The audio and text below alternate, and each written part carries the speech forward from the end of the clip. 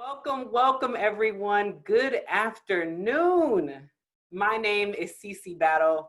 My pronouns are she, her, hers, and I'm the proud ED of Young People 4. But more importantly, I'm a 2010 alum. So I hope you all are as excited as we are to share this space with you today. Y'all, we have over 800 young people from 42 states, territories, and the District of Columbia that has registered to join us this week. And that does not count all the people who are joining us right now via YouTube and Facebook. Thank you all again for choosing to spend your time with us, especially with all that's going on in the world. So since we'll be spending the next 4 days together, please introduce yourselves in the chat. Go ahead and drop your names, your pronouns, and also where you're calling in from. We would love to know who's here. So while you all are doing that, there may be some of you all who are new to Young People 4. So I want to give you a little bit of background about who we are. Young People 4 is a social justice incubator. We provide lifelong social justice leadership training to unlock the potential of young people who have been historically left out of opportunity.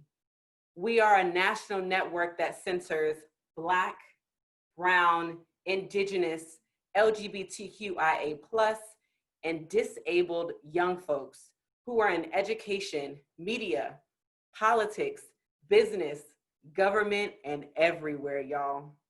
We are 2,100 young and young-ish people who are in all 50 states, territories, and the District of Columbia. And we're building a better now, right now, wherever we are. We're students, we're activists, we're lawyers, we're artists, we're executives, we're elected officials, we're entrepreneurs, all pushing for progressive change. All the YP4 fam, I know y'all are here. Go ahead and give us some exclamation points in the chat so we can see you. And for those who are watching live or here in our Zoom, who are not a part of the Young People 4 fam yet, we welcome you here with open arms. For us, at the core of social justice is civic engagement, which we ingrain in every aspect of our work. And it's the foundation why we are all here today. For some context, y'all, this Civic Engagement Summit is a part of a 3-year campaign called Building Power to Win that aims to arm young people from across the country with the information that we need to center civic engagement so we can vote. Not just for this election, but every election. Over the past 2 years, we've been providing free civic engagement trainings, traveling all over the country, 30 states and territories in the process. I have a question though. If anybody attended one of our in-person trainings, give us some exclamation points in the chat. Okay, I see y'all, welcome back. Yeah, so we traveled the country and have leveraged, being at home by providing these trainings virtually. Because we know that in order for us to have the tools to not only vote, but hold our elected officials accountable to transform our communities for the long term, we need access to information. For those of you all who didn't have the chance to join us last month, we hosted a civic engagement training series that served as a precursor for this summit today. We broke down local government, state government, federal government, and international governance so that we can break down the structures to strategize how to transform them. But see, we didn't focus on candidates. We focused on understanding the power of the seat using passion framing. Because what we know is the candidates will change, but the power of the seat will not. And if we can learn that, we can organize our communities, not just for the upcoming elections, but for a lifetime. So we learned how the powers of the seat on a local level can support or counter the seats on the state level, and how the seats on the state level can support or counter the seats on the federal level, and et cetera, et cetera. And we learned and centered that all of this political web centers and rests on our vote. If you participated in the training series, go ahead and give us some exclamation points in the chat so we can shout you out. And again, this summit is a culmination of all of our work over the last 2.5 years. But to ground our efforts, we created a 10-year vision so that we as young people can dream, but then strategize on how we need to show up for every election by putting it into context. So the vision that I'm going to share with you all was created by over 150 young folks over 4 days last fall in Birmingham, Alabama, at our Civic Engagement Summit last year. They took time to dream about the world that they wanted to see in 10 years, and they created this. In 10 years, we envision a country where our government is transparent, accountable, and truly representative of our identities and values at all levels and in all branches. Our communities will be educated on and be able to meaningfully participate in the full civic process. We will have models to end the many barriers to our power, including white supremacy, imperialism, cis-hetero patriarchy, economic inequality, and the Electoral College. How y'all feel about that vision? Go ahead and drop it in the chat. Give us some exclamation points wherever you are watching this from. I see a lot of exclamation points coming in. I really appreciate that this resonates with y'all. So we'll use this vision as a foundation for not only our work that we've done this far, but also this summit. So you may hear us address some of these parts. So now you know the deal. And this is really important, y'all, because this vision is the core part of what our strategy can be. And we know that the dreams and visions of young people change the world. We saw this visioning and dreaming throughout history with MLK, Nat Turner, Ida B. Wells, and John Lewis. Now we see that more modern day with Standing Rock, ALC, folks sounding the alarm about climate justice, young folks on the front line right now demanding that we defund the police and have justice for Breonna Taylor. We have the power, y'all, to change the world, not just in the future, but right now. Because not only do we have power in the streets, but we have power at the polls. Did y'all know that we as young people, 18 to 35, are the largest voting bloc? Did y'all know that? Let me put this into context for y'all. If we decided to participate in every single election, we could shift every single election. Yes, meaning local, state, and federal elections. But y'all know I'm gonna ask, for all the folks who attended the Civic Engagement Training Series, how did we turn out in 2016? I want y'all to drop it in the chat, the exact percentage. And how did we turn out in 2018? I wanna see if y'all remember. Okay, I see some folks. Yes. So in 2016, the last presidential election, young people turned out at 49%. And the number one reason we gave for not participating was because we didn't like the candidates. It's beyond that, right? Because imagine if we would have turned out just 10% more. We could have shifted elections up and down the ballot. And by shifting elections, we have the power to manifest our vision. As you all can see here, y'all, we are here in full effect and ready to transform. And we have the power to make it happen. And we must use our power to transform this country. And it's important to name why. Because we know that the institutions that govern this country weren't made for us. In fact, they were actively made to exclude us and to take power away from us in our communities. These deliberate strategies, both historically and modern day, have been employed to make sure that we don't exercise our political power. The key here is strategy. It is an intentional strategy to make sure that democracy in this country doesn't work for our communities.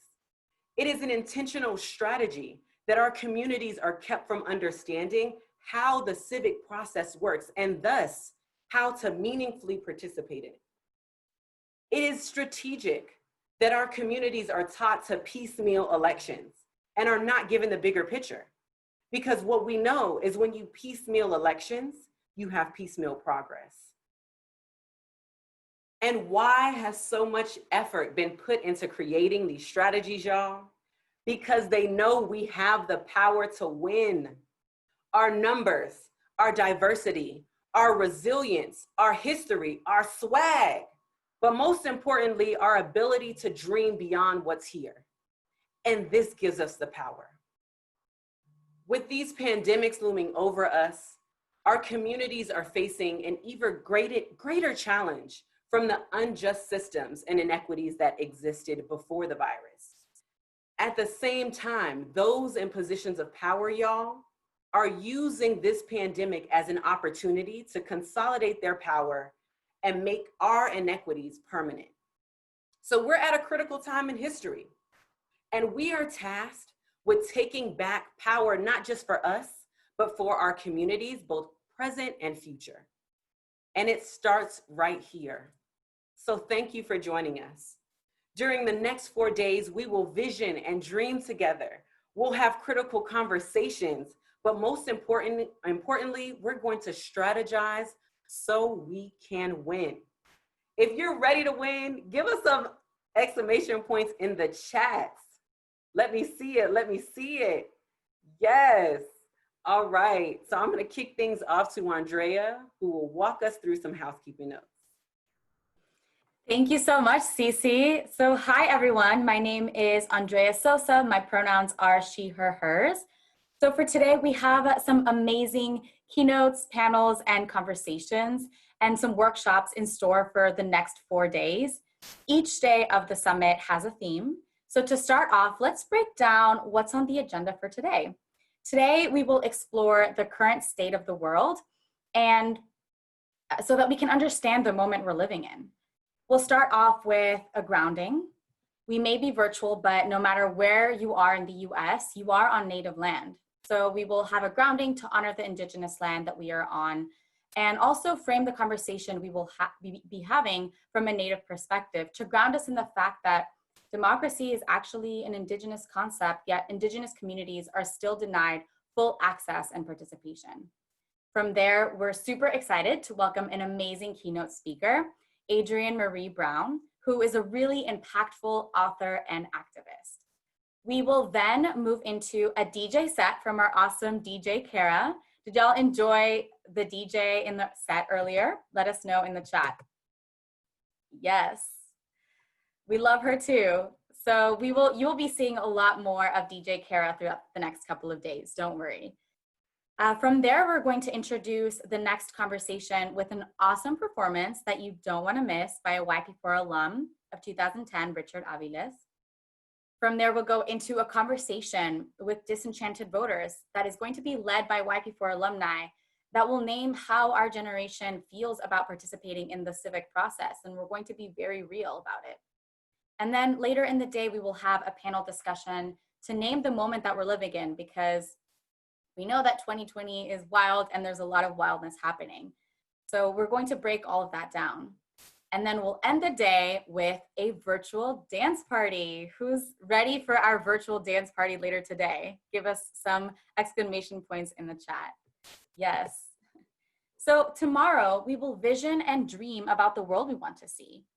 We will have some intentional conversations and panel discussions that will allow us to dream for a bit. And we'll end the day with an amazing keynote speaker, YP4 alum Philip Agnew, who is the co-founder of Dream Defenders. And then on Thursday, we will strategize about how to achieve the world we want to see through an amazing series of workshops led by some of our partners. And then on the fourth and final day, Friday, we will equip ourselves with the tools we need to implement these strategies through workshops and an amazing keynote speaker Valencia V. Gunder, who is an amazing environmental activist based in Florida. So are y'all excited? Let us know in the chat. Yes, see Richard, Charles, yes, we're excited for y'all to be here. So we want to also shout out our amazing partners for powering this programming. Shout out to all of you. So we also, you can see all of our agendas on our social media, and we encourage all of you to engage with us on social media. Here are our handles. Tag us and post about the summit so we can give even more folks access to this space. And before we move on, we want to share some important announcements and community agreements for this space.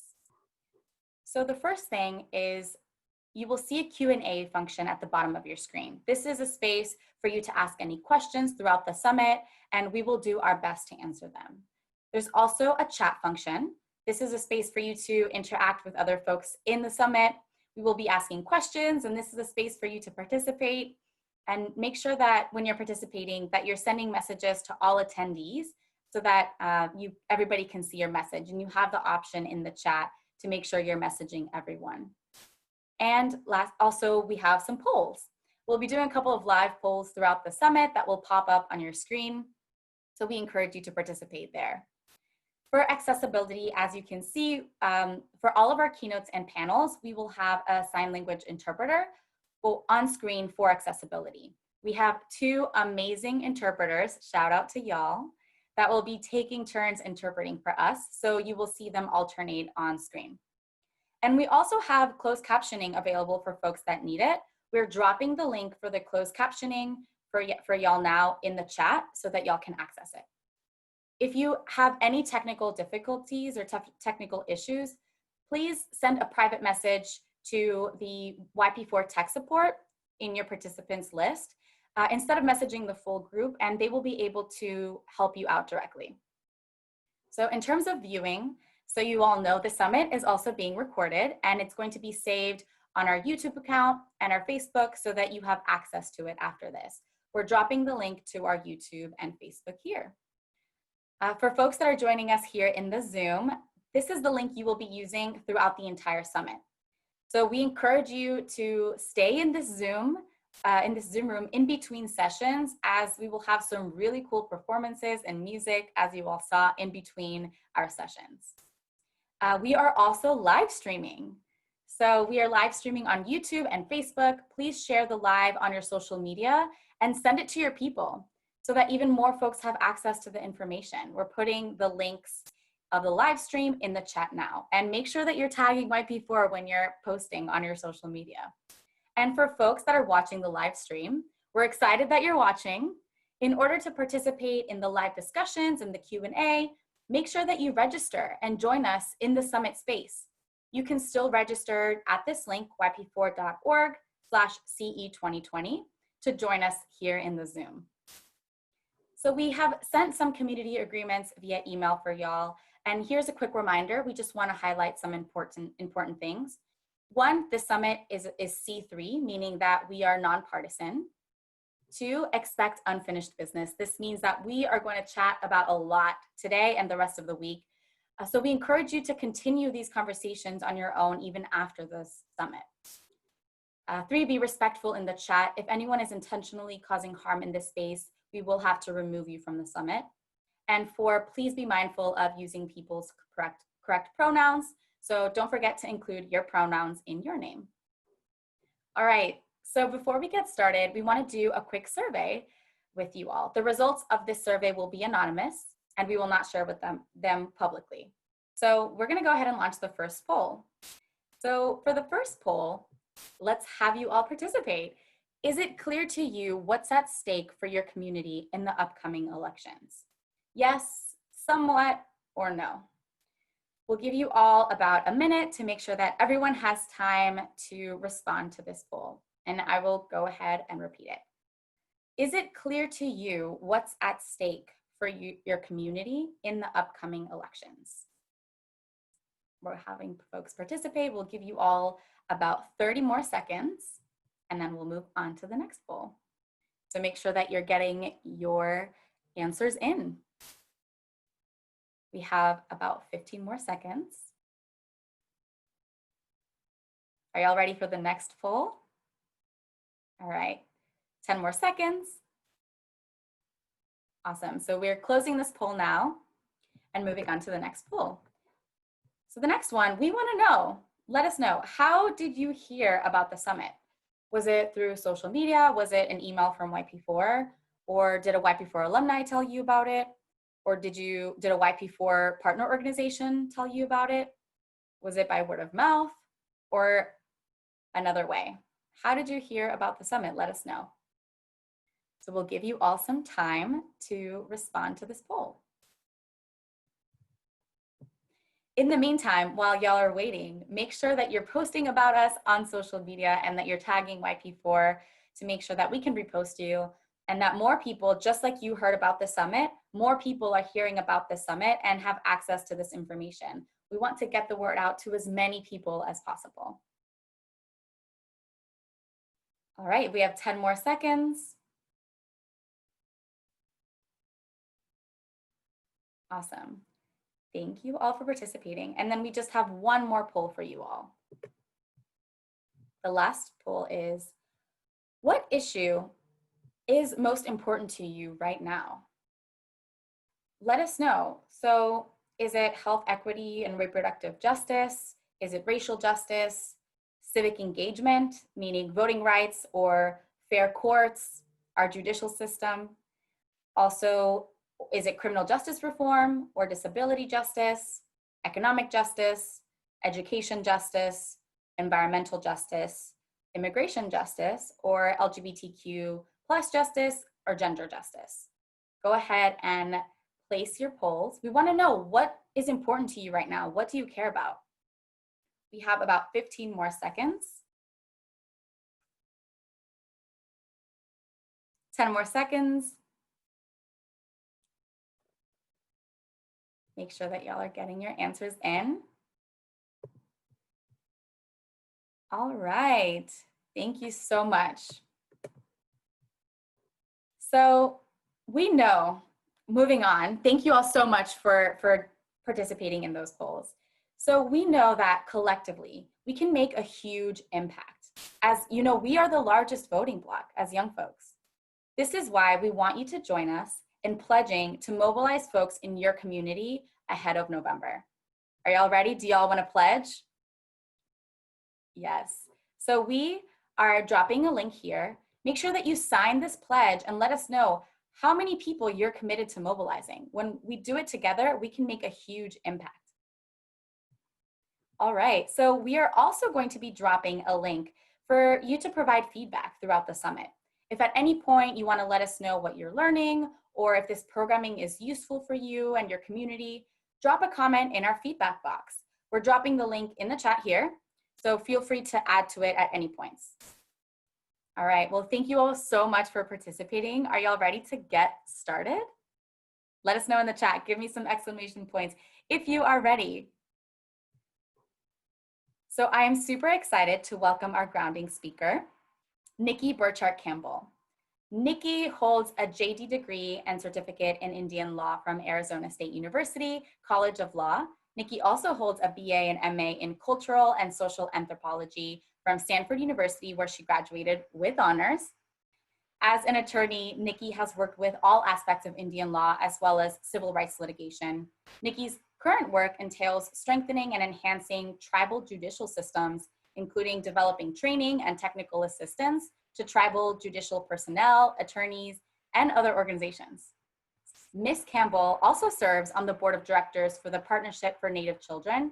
It's a nonprofit started by a group of motivated women from across Indian country who were increasingly concerned with the intense media coverage of the Indian Child Welfare Act and accompanying legal cases. And she also served on the Arizona State University Indian Legal Program Advisory Council since September 2018. Please join me in welcoming Nikki Borchardt Campbell. Nikki, take it away. Hello, everyone. It is noon here in Denver, and I am just so honored that you have invited me here to provide some grounding remarks and to also provide the land acknowledgement for this entire summit. I am Nikki Borchardt Campbell. I am currently the Executive Director of the National American Indian Court Judges Association, but I am also a mother, a wife, a daughter, a granddaughter, and an active member of my tribal community and my local community as well. And those roles really provide fulfillment to me and help provide guidance and really motivate me to continue to be and to continue to do this work that I'm doing. So that being said, in thinking about what I wanted to talk about with you all this morning and what the grounding remarks might mean and what justice and democracy looks like from an Indigenous perspective, I came back to a story and a memory of my youth. So I am Paiute and Ute from Cedar City, Utah, and I was born to a teenage mother into a very large extended family. So I came from the most humble beginnings that you can think of. I had a teenage mother who was 15, and fortunately for me, I was surrounded by love. I had my great-grandmother, I had my grandmother, I had my teenage aunts, and I had a lot of community who were just really surrounding my family, my mother, and myself in love. And because of that, I was able to grow up traditionally. I was able to grow up with my family within my community, although I wasn't entirely on the reservation. We lived just outside the reservation in a small hut home that's probably the size of maybe my kitchen or living room today. So I draw my strength, I draw my motivation from a lot of those early memories and from the memory and the strength of those women who raised me. One particular memory that I have that, and I always return to actually for strength, for comfort, for guidance, for motivation, is probably one of my earliest memories. At the age of 3, I remember standing, dancing in front of our family home to traditional music. I remember hearing the words of my grandmothers guide me and talk to me as I was dancing, as we were either preparing for powwows or for ceremony.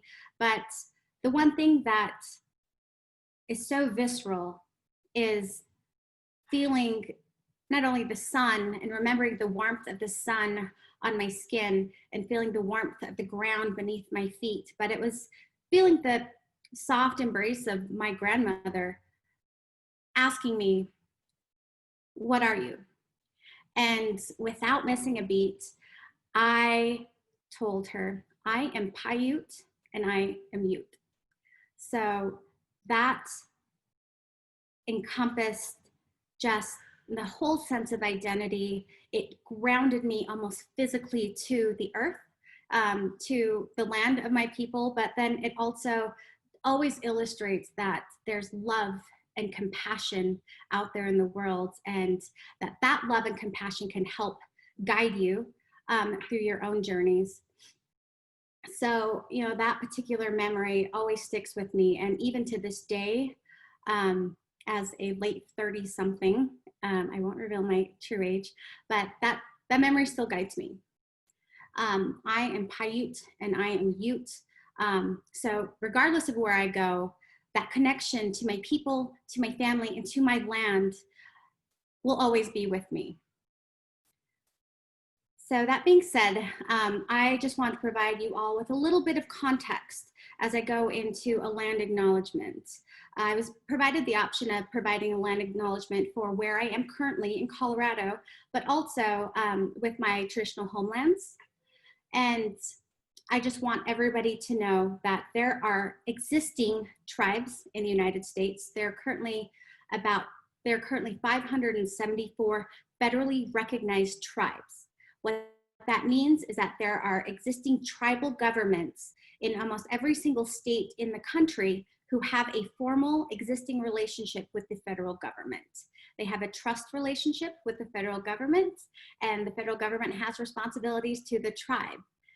That being said, as I mentioned, I am from the Paiute tribe and I am from the Ute tribe. Each tribe has its own land base, its own language, its own living cultures, and most importantly, its own governmental structures. So those structures and the people who run the tribal governments have the full sovereign authority to create laws, rules, regulations, and to create structures and systems like the judicial system, their own legislative system, and of course their own executive functions as well. So every single tribe has its own ability to create its own laws, its own structure, its own policy. Right now, I encourage you from wherever you're joining us to look at the tribes in your state, and most importantly, where you are sitting physically right now. Look up the tribe whose Aboriginal land you are sitting on. And I encourage you to learn a few things about that particular tribe and to learn about their government, their functions, to learn about what's happening in your particular area.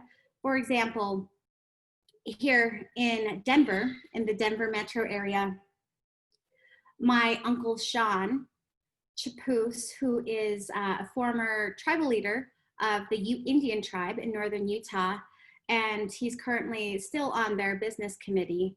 My uncle Sean likes to remind everybody that Denver is Ute Indian country.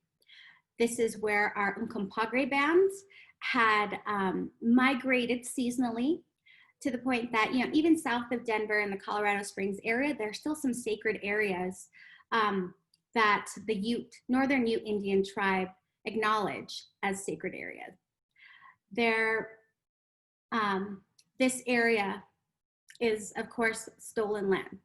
All of the tribes in Colorado were pushed out of Colorado with the exception of 2 tribes in the very southern corner of Colorado. So the Northern Ute tribe and my uncle, and where the remainder of my family were pushed into the Uinta Ore area in eastern Utah. But where I'm sitting was a migrating area where a lot of Northern Plains tribes, including the Northern Utes, existed and traveled and lived. For me, I also wanted to acknowledge my own tribe. I also wanted to acknowledge my own history and my own background, since I did start to talk to you about the Paiute people and the Southern Paiute people specifically. So my land acknowledgement of the Southern Paiute with my grounding remarks related to democracy in Indian country are going to be combined in some regard. So when I was asked to speak, I was given a few guiding prompts to think about when developing these grounding remarks. Number one, thinking about the system that we're operating on, that democracy and what we have identified as democracy is being operated on stolen lands, which is true. Whether it's by tribes who had treaties, and the federal government had, through those treaties, made certain obligations that they did not follow through with, we lost land there. In the case of my tribe where I'm enrolled, and that's the Southern Paiutes of Utah, we lost about 29 million acres through termination, so through official federal policy. There were other policies in the late 1800s that also divested Indian tribes of their land base as well.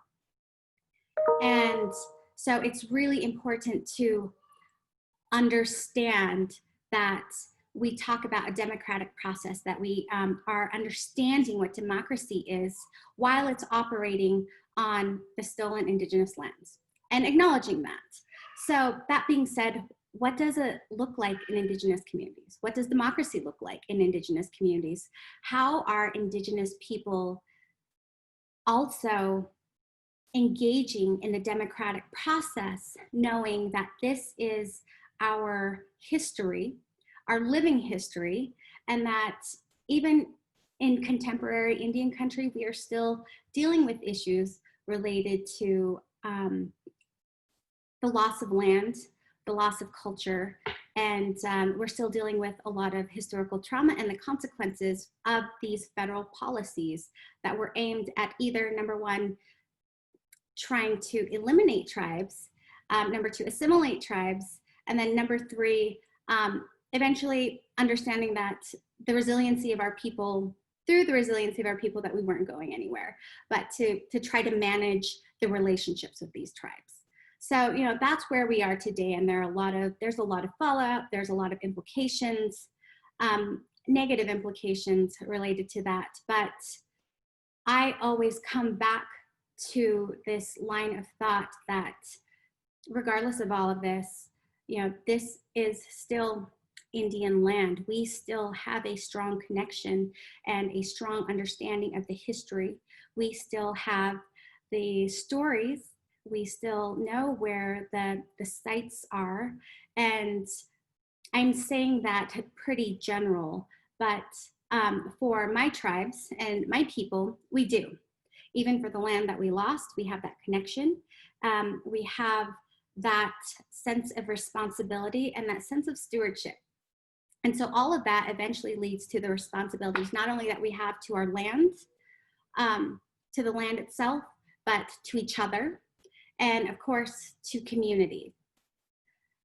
So moving on, I was beginning to think about, okay, so how are Indigenous people, how are tribal individuals, how are tribal youth able to engage in democracy and be a part of democracy on behalf of all of our communities? So, and what about, and this is the most relevant today, what about all of those individuals who are disenchanted by this system, who believe that the system and believe that democracy may have forgotten them? Where does that leave us, and what does that look like in Indian country? So while I will present on some living and contemporary examples of Indigenous communities, tribes, our tribal youth engaging in democracy, and provide some more specific examples, I'll present with Jacqueline De Leon on Thursday.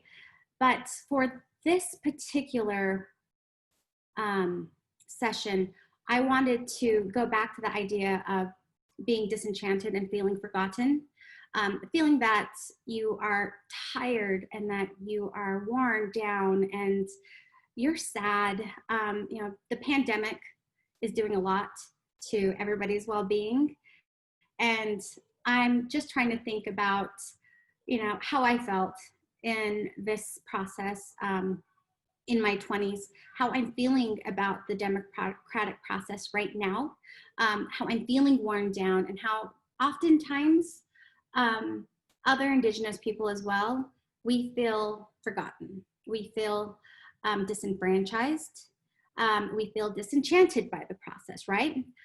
There's a lot going on all at the same time. It is understandable that so many of us are weary.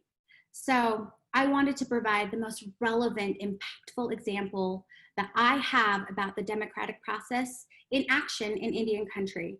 And in doing so, we're going to take it back all the way back to the 1950s and talk about the termination and the restoration of the Paiute Indian Tribe of Utah people and its bands. By way of context, I had mentioned that the federal government has a trust responsibility and a trust relationship with every single tribe that is really complicated. We could talk about it for weeks and years. But for purpose of this, you should know that there is a trust responsibility that was established through courts policy, the Constitution, that the federal government has a relationship created with individual tribes.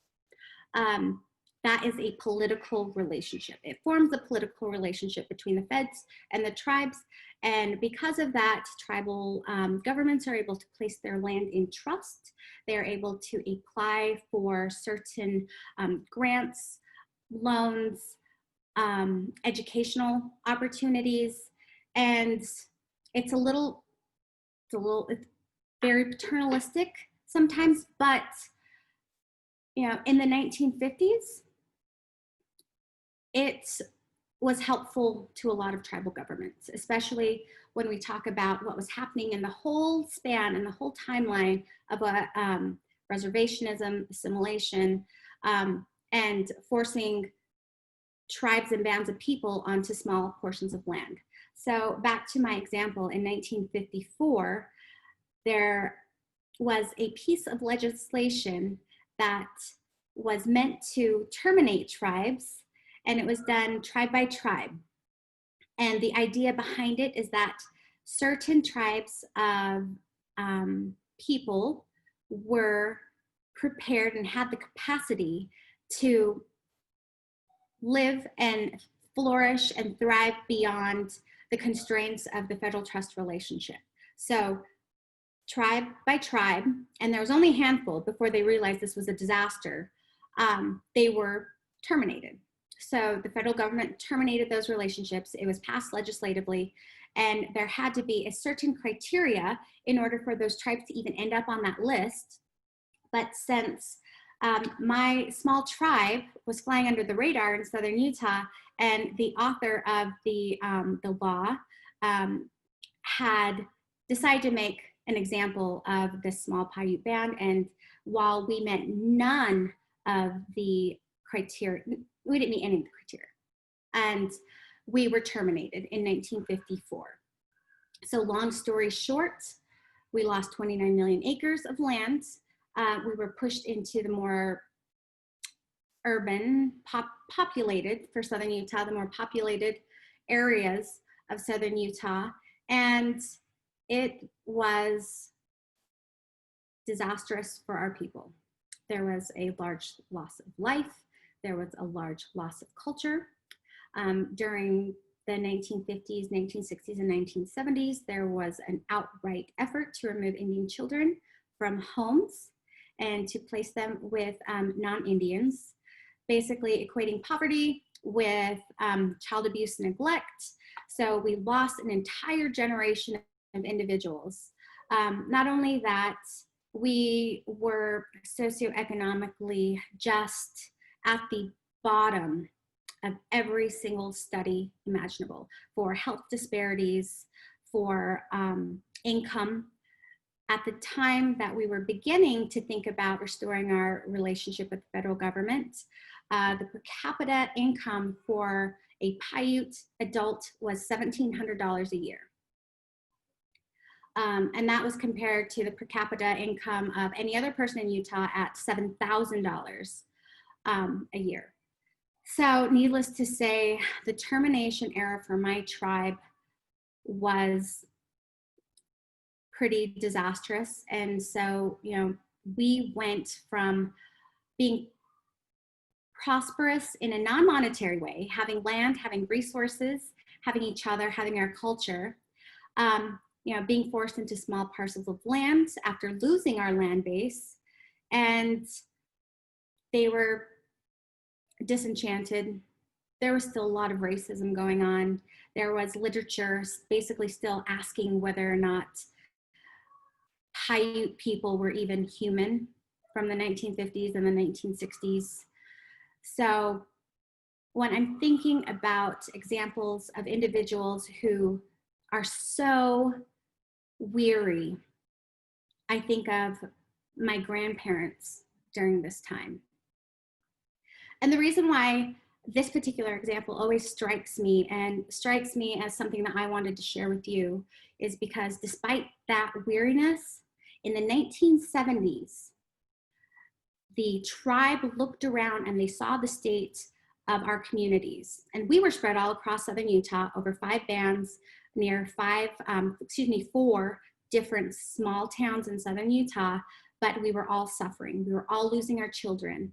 Of course, there was some substance abuse issues that were starting to emerge, but the resiliency of the people looked around and they saw that something needed to be done, that for our tribe, our culture, our tradition, and for the best interest of not only our children, but our families, that something had to be done.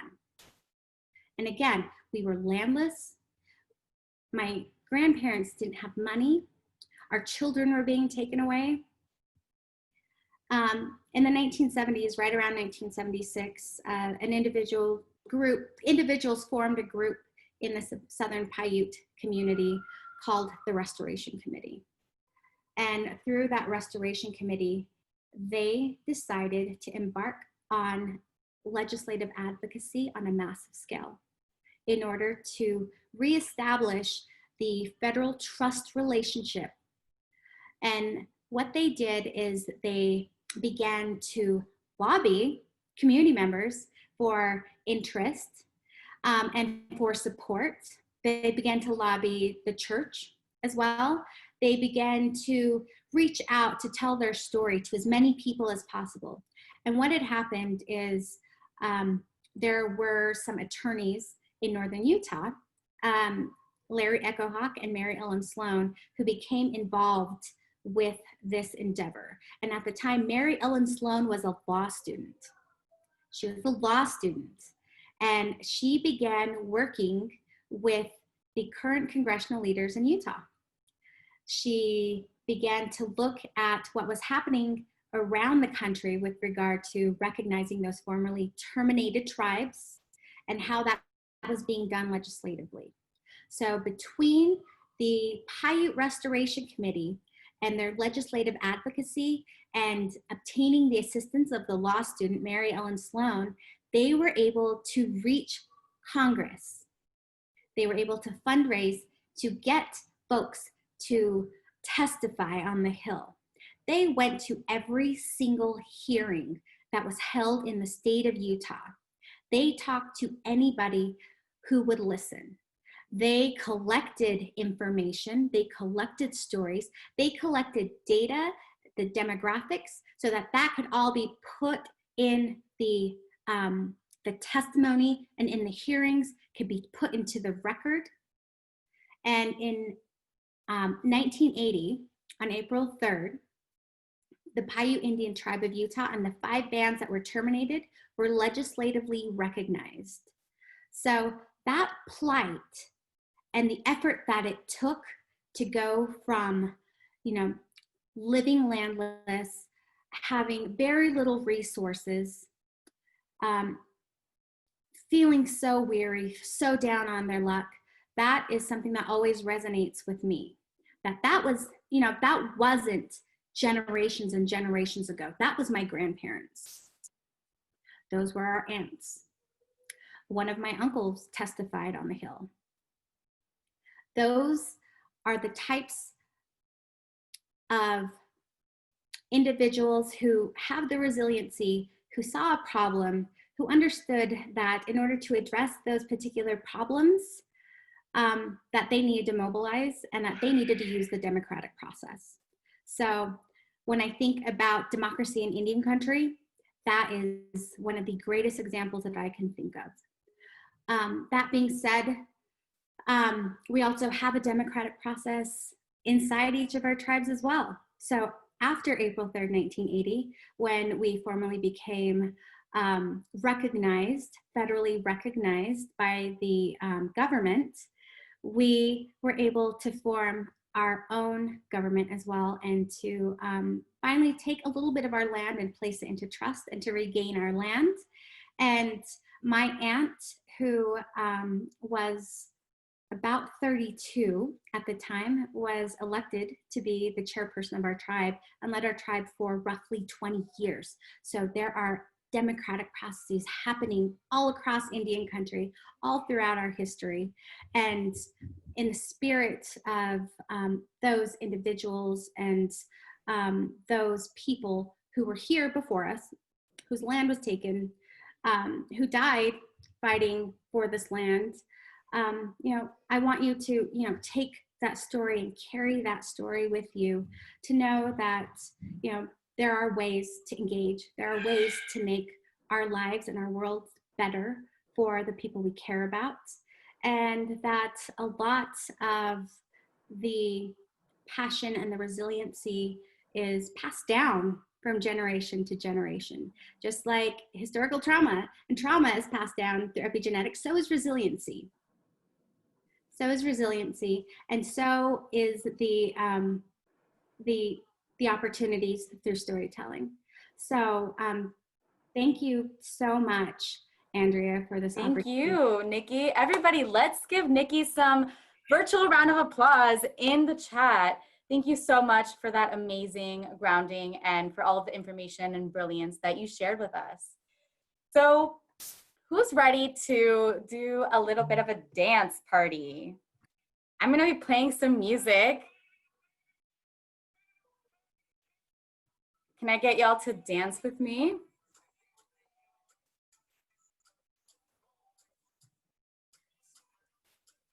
All right. So I'm actually going to do a really cool activity with all of you. For all of you that are joining us, we have a surprise. Are y'all ready to know what the surprise is? Let us know in the chat. Yes? Amazing. So we are going to do a little challenge for you all for a chance to win a prize. We will be giving away 3 sweatshirts from the Michelle Obama Becoming Tour, and we're doing a giveaway. So what is the challenge? So this is it. The first 3 people to do the following will win a sweatshirt. 1, take a video of yourself explaining something that you've learned at the summit so far, and we're just getting started. Upload the video to your Instagram and tag Young People 4 and 5 friends that should join us right now and send them the link. The first 3 tags that we see will win a sweatshirt. Are y'all ready? Let us know in the chat. Richard, I love surprises. So do we. So go ahead, and if you want to participate, go ahead and do that. And I'm going to play a little bit of music for you all while you do it. If you can, if you're able, dance with me and go ahead and participate in the giveaway.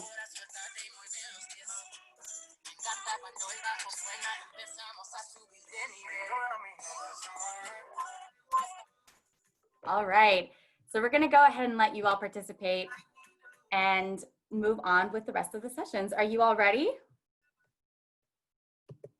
Let us know in the chat if you're ready for our next session. Awesome, well, Haley, take it away. All right, thank you, Andrea. So hi, everyone. My name is Haley Miller. My pronouns are she, her, and hers. And I am incredibly excited to be introducing our keynote speaker, Andrienne Maree Brown. So Andrienne Maree Brown is the author of Pleasure Activism, The Politics of Feeling Good, an emergent strategy, shaping change, changing worlds, and is also the co-editor of Octavia's Brood, Science Fiction from Social Justice Movements. So she is the co-host of the How to Survive the End of the World and Octavia's Parables podcasts. Andrienne is rooted in Detroit. I also want to give you all a quick reminder that we will have some time at the end for Q&A. So please make sure to add your questions to the Q&A box at the bottom of your screen so that they're ready for the Q&A time. And with that, I want you all to please join me in welcoming the incredible Andrienne Maree Brown. Welcome, Andrienne. All right, can you hear me? Yes? Okay, I'm guessing y'all can all hear me and that I'm transmitting through space-time continuums to all of you.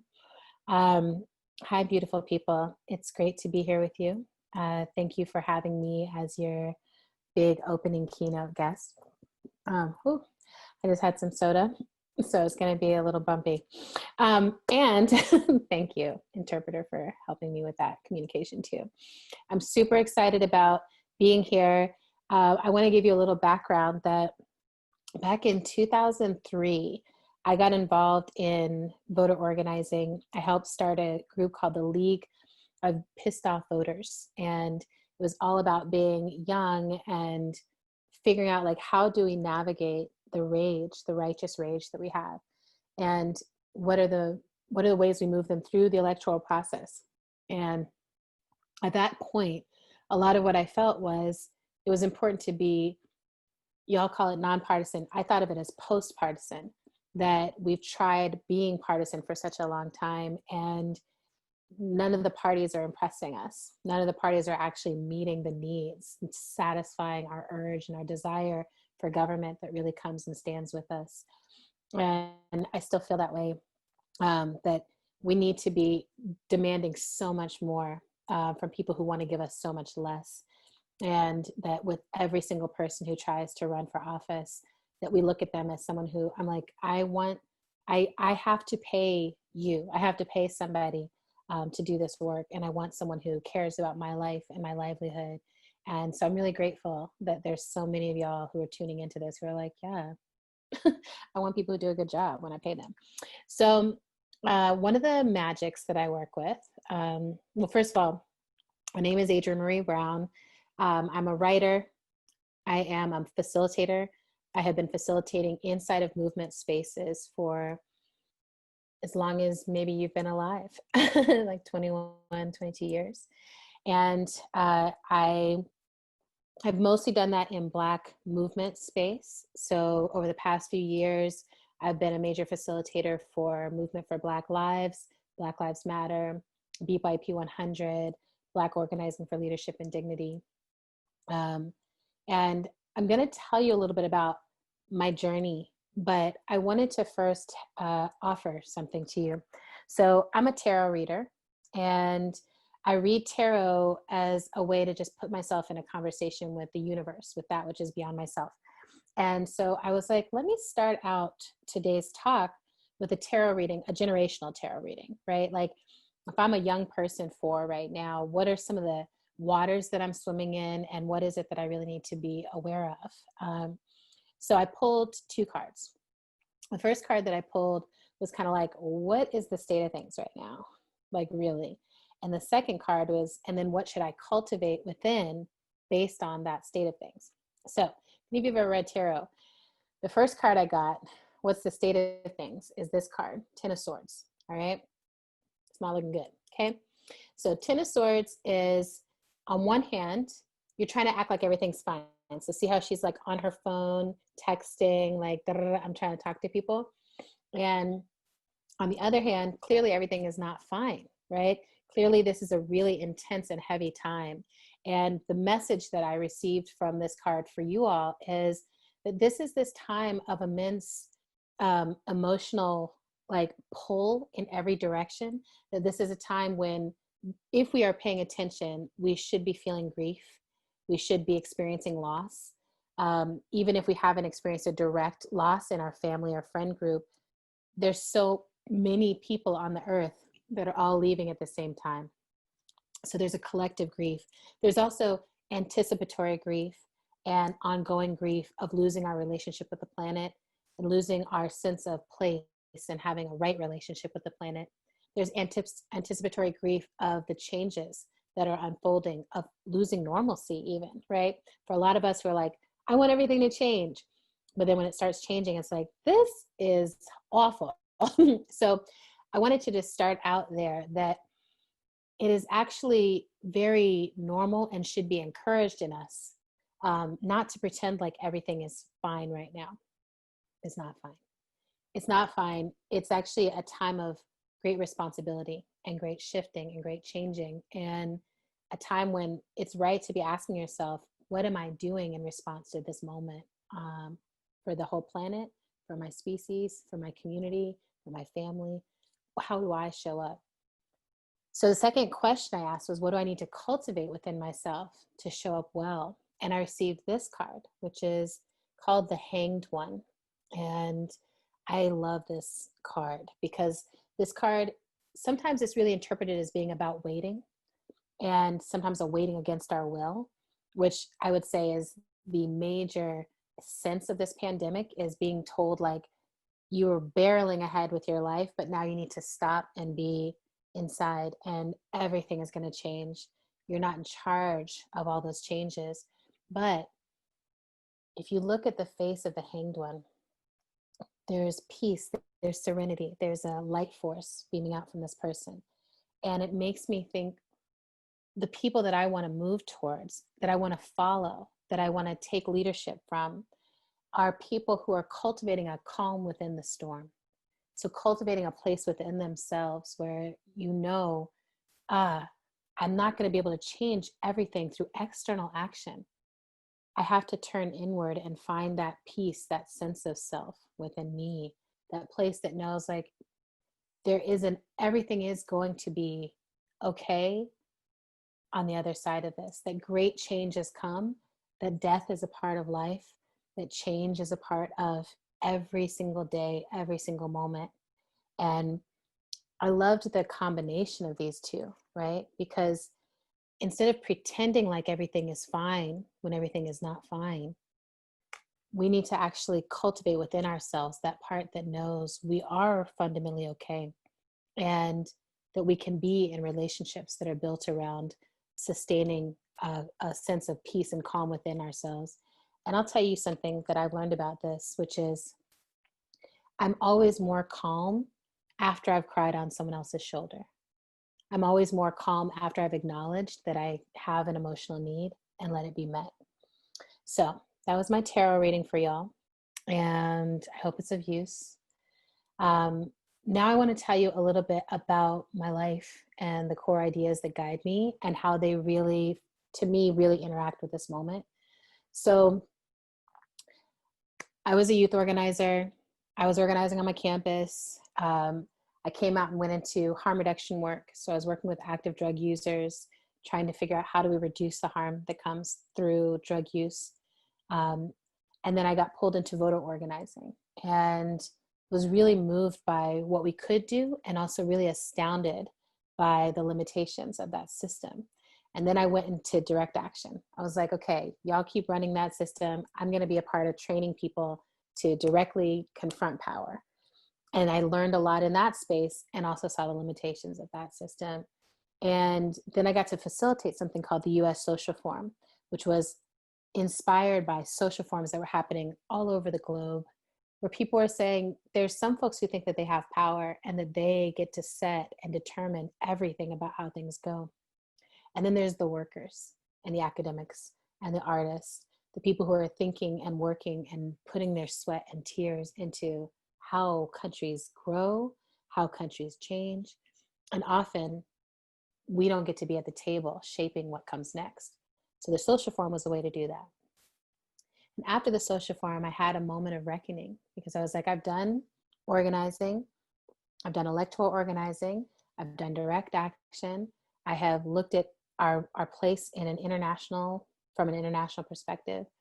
And what I'm seeing across the board is that we are really terrified of change and of taking on the responsibility and the power of harnessing change. And I realized that for me, my purpose, my raison d'etre, is to help movements particularly get in right relationship with change, to understand that change is constant and it's a divine force. It is the divine force as far as I understand it.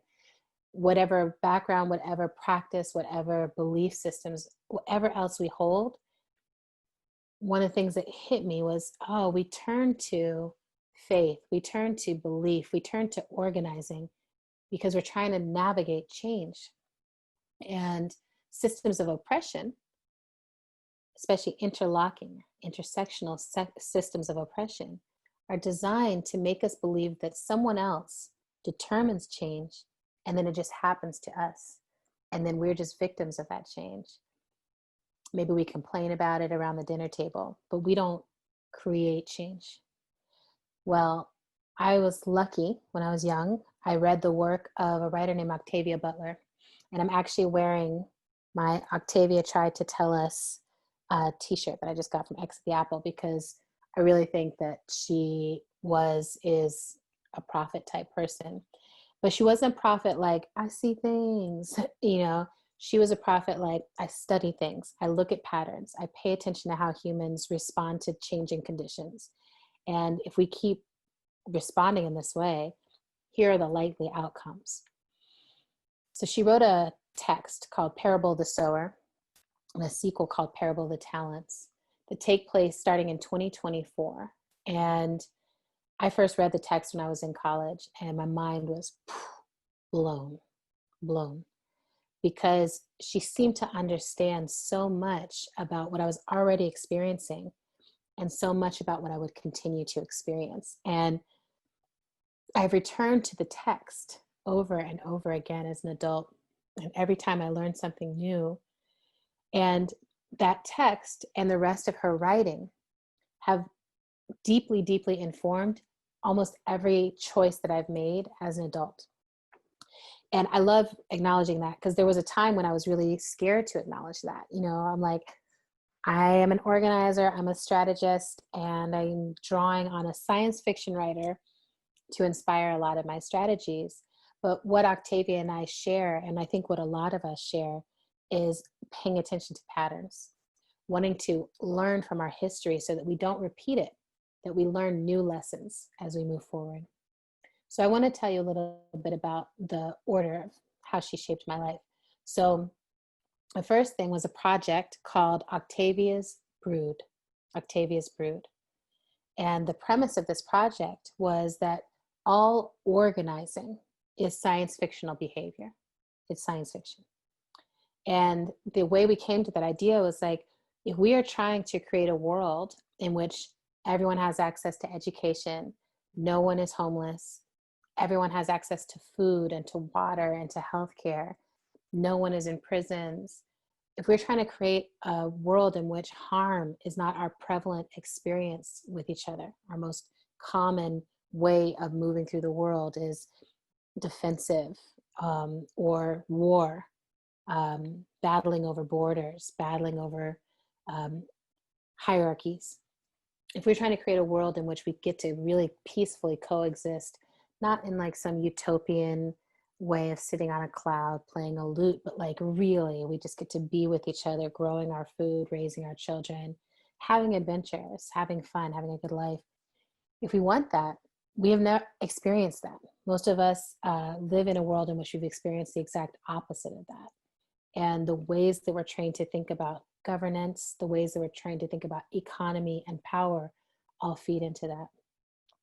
So those people who are trying to end those cycles of oppression and harm and see something different, we said that's science fictional behavior. Those are futurists. We're looking ahead at something that has not yet existed, and definitely not existed at scale, right? So a lot of us can look back and be like, I think my ancestors were doing this a little better. I always say my ancestors had some good stuff and some stuff that I still wouldn't want to mess with. You know, I'm queer, polyamorous person with tattoos, and some of my ancestors were like, right? I still hear them sometimes like, girl, what's she doing now?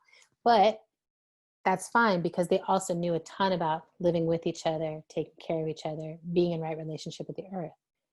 The future that a lot of us are moving towards is one where we get to harness everything we've learned about the constructs of gender, the constructs of race, not having to participate in these false systems that deny us our wholeness, our complexity. How do we get to move into those futures? So my co-editor for Octavia's Brood was a poet named Walida E. Marisha. And we said, if all organizing is science fiction, then why don't we collect an anthology of science fiction from people who are trying to change the world? And we did that. And she coined the phrase as visionary fiction.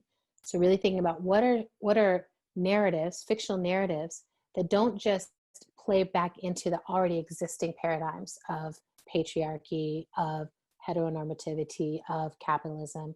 What are new stories that talk about change that happens from the ground up, change that happens from many people?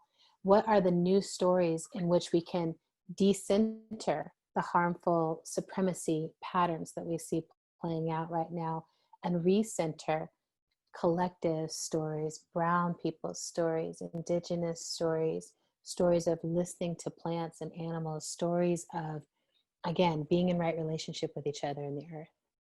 So that project was a passion project. Took us about 5 years to pull off. And a lot of organizers really were like, I don't know if I'm ready to write science fiction. And what we heard in that was a lot of people saying, I don't know if I'm ready to take on the responsibility of shaping the future. And later this image came to me from another organizer that was, we are in an imagination battle. We are living inside the imagination of other people who imagined white people were supreme, imagined that men were supreme, imagined that all bodies are able and that that's the norm. It's all imagination. It's not based in reality. I know this from the inside out, but I also know when I meet people, so I'm like, you are not inferior to anyone else. That's not the starting point. That's not how humans are designed. So if we're inside someone's imagination who thinks that, and that imagination is so pervasive, so strong, that people can go into a court of law and say, I imagined I was in danger because of my racism, and that imagination holds up even when someone has been killed because of it. We have to imagine back. We have to actually come up with worldviews and imagine futures in which we get to exist outside of someone else's racist construct, or outside of someone's gender normative construct, outside of someone else's limited idea of how love can be practiced. So that was an exciting project, right? We got amazing stories from people. You can still get a hold of that book. I find it really useful right now. And then that led me to the next project, which was emergent strategy. And maybe some of you are familiar with it. Maybe not everyone is. So emergent strategy is all about how do we get in right relationship to change? How do we actually practice that? My way of understanding this is that this is Indigenous worldview. And as a displaced person, you know, I have enslaved ancestors. I don't get to know exactly what my Indigenous narrative and stories are. But I was born in the US, and a lot of the teachers that I look to are the Indigenous peoples who are still here and still living, still showing our models of how do we be in right relationship with each other and how do we fight back. And there's been major, beautiful grabs, right, of reclaiming land, reclaiming sovereignty, reclaiming agency. This is a time when a lot is shifting. And what I'm interested in is how do we also do that ideological shifting, ideological reclamation, that there is a right relationship to the land, and it includes being in right relationship to change, because we are in a seasonal, cyclical existence. So emergent strategy looks at complex sciences, science fiction. It looks at emergence theory. And basically it's the idea that everything big that unfolds in the world happens through a series of small changes, small relationships, small interconnections, small interactions. So I wanted to just name to you that there's 6 elements of emergent strategy. And I want to name them for you so that you can begin to think about them. The first is fractals, the relationship between the small and the large.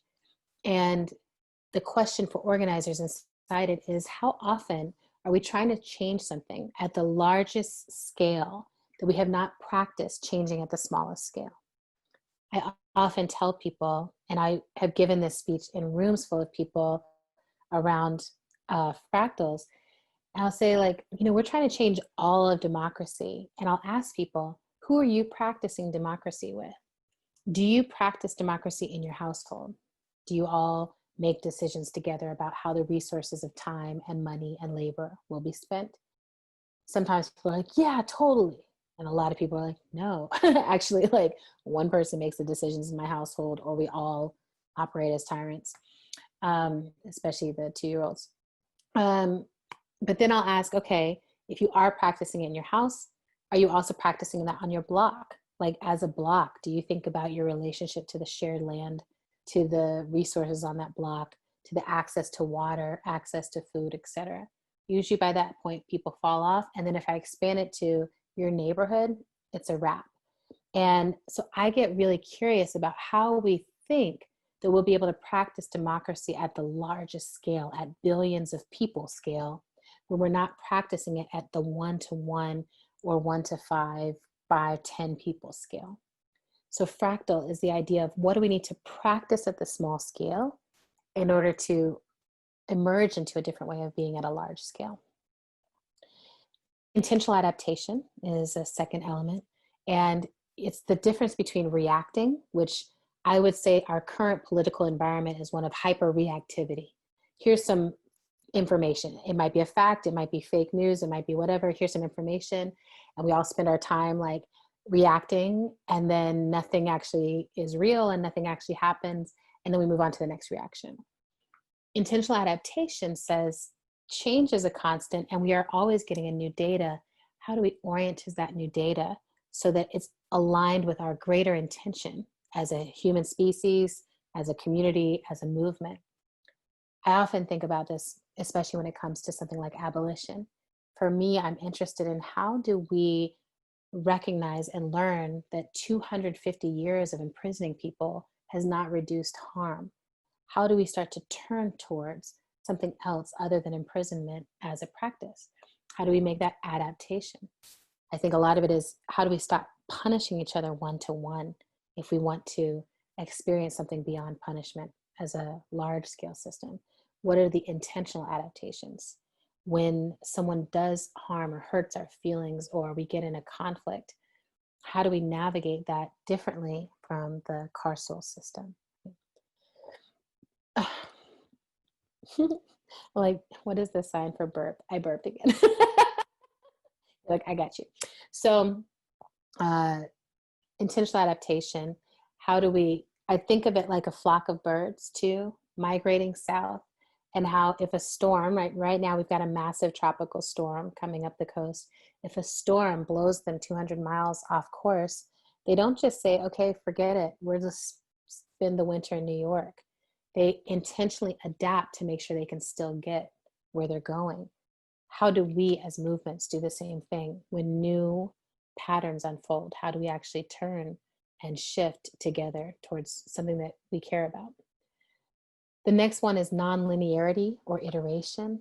That a lot of us are trained to organize by coming up with these strategic plans and 5-year plans, and that's not how change happens. Change happens in a non-linear way, and it usually happens by repeating mistakes, repeating learning, repeating ourselves. And Rihanna has a tattoo on her clavicle that says, "Never a failure, always a lesson," which I feel like I claimed it as like a principle of emergent strategy, but I love it so much because to me, that's how we understand, like, we change in nonlinear ways by moving through the same patterns, but each time we're different and we iterate new experiences. So nonlinearity, how do you look at the change you're trying to create as accumulating new practice patterns rather than one straight line that's going to create change? Sometimes when people are trying to learn this one, it helps to think of your own love stories of your life, right? Like, how often did a love story happen where you're like, I saw that person, they saw me, it was together, that was it. Like, non-linearity is our nature, right? I saw them, I wasn't ready. They looked at me, they were also dating 4 other people. It took a little while. We both were dating everybody. And then finally we realized, like, you're so sweet, but I still need to live over here because I'm going to college. Like, it's just like, it's a non-linear process. We're nature, we're changing. How did I learn to trust? How did I learn to be ready for love? It wasn't like just someone showed up one day, like, I'm here for you. So if we are nature, if we are nonlinear, how do we also do our organizing in that way? Like, how do we organize so that our communities are falling in love with each other, right? In a nonlinear way, how do we accumulate the practices of love at a collective level? Interdependence and decentralization is the 4th one. And this one is really especially important for a US context because we are raised to compete with each other and dominate. That's how capitalism is structured. And I'm an anti-capitalist, but I think even for people who are like, I dabble with capitalism, you know, like I still watch Beyonce, I'm not on that level. But I feel like when we think about what are the systems by which we break the pattern of needing to constantly dominate each other, decentralization and interdependence are the best offers from nature.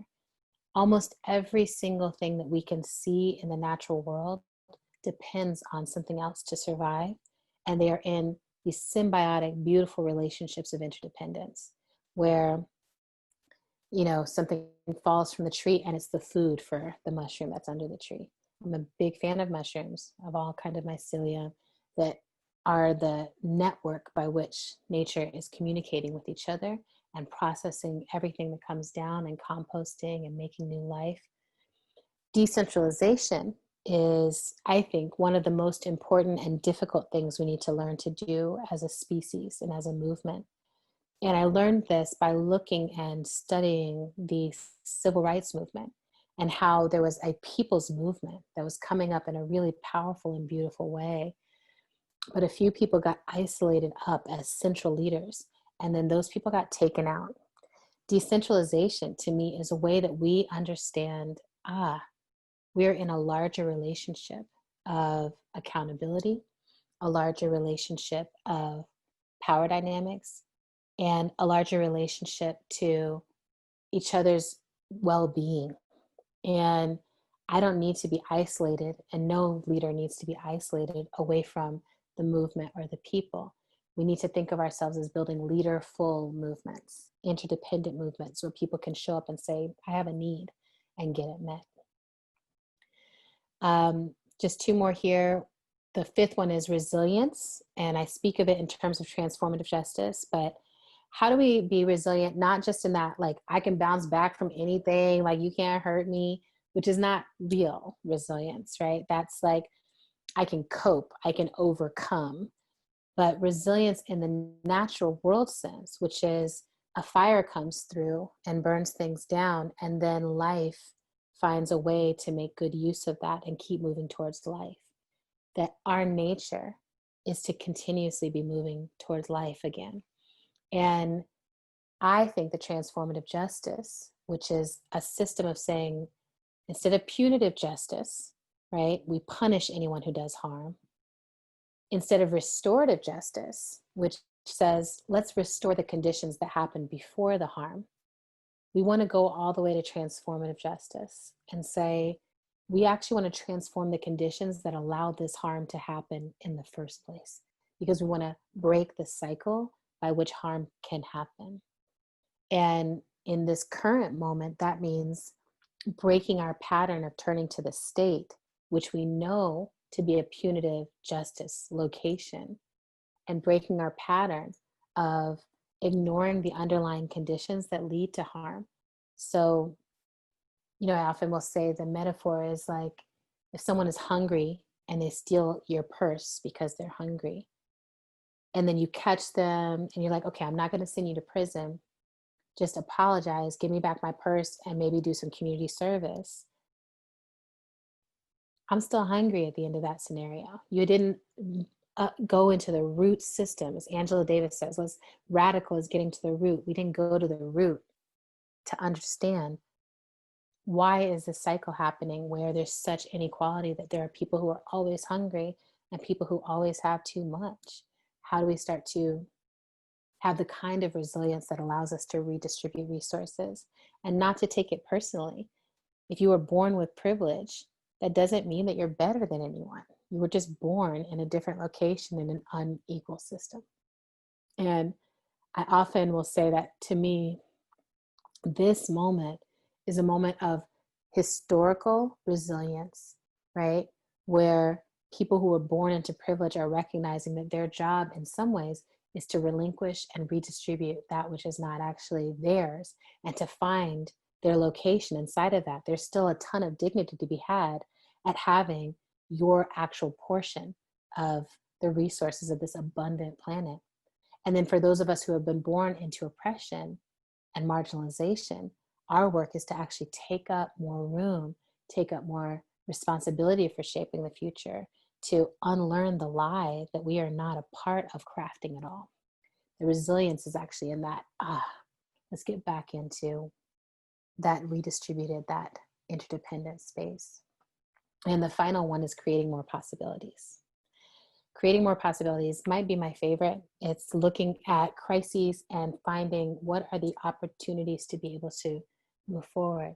Life always moves towards life. Mushrooms are my favorite for looking at this. And I really recommend, there's a documentary called Fantastic Fungi. It's just like a delicious, you know, erotic experience of like watching how mushrooms are like mold. I'm like, mold is so gross, but mushrooms are so awesome. And when you understand, here's what's happening. What's happening is everything that life can use will continue to be used. How do we in our communities do that same practice, right? Like, instead of ever seeing anything as a boundary, seeing it as like, oh, this challenge is the opportunity for us to grow. And we always do. We always grow. We always evolve. We keep going. That's our nature. So just a few minutes left, and I wanted to share that these elements have been very activated for people in this period of COVID-19, in this period of uprising. And there's been massive emergence happening. Communities are learning, oh, how do we make masks? How do we homeschool our children? How do we, and when do we draw the line to say, sending our children or our parents or any of us back out into the world when nothing has actually changed with this virus? That's not an intentional adaptation, right? And how do we actually create the boundaries we need and be resilient by holding back instead of rushing forward, holding back and honing in and going deep? I'm watching so many people just be like, oh, like, I always wanted to be the kind of person who spent time with my family, who raised my own children, who understood what they were learning. I wanted to do those things. And this is not how I wanted it to come to pass. But here we are. I always wanted people to be aware of the inequality of our healthcare system and to all fight together for something that actually met our needs. This is not the way I wanted that to happen, but it's amazing to me how many people right now are starting to understand there's issues that should never be partisan. There are fundamental aspects of our humanity that shouldn't be left to the arguments of politicians to decide. They're our responsibility to hold for each other. Emergent strategy fundamentally says, I take responsibility for this. A couple of recommendations as I wrap up.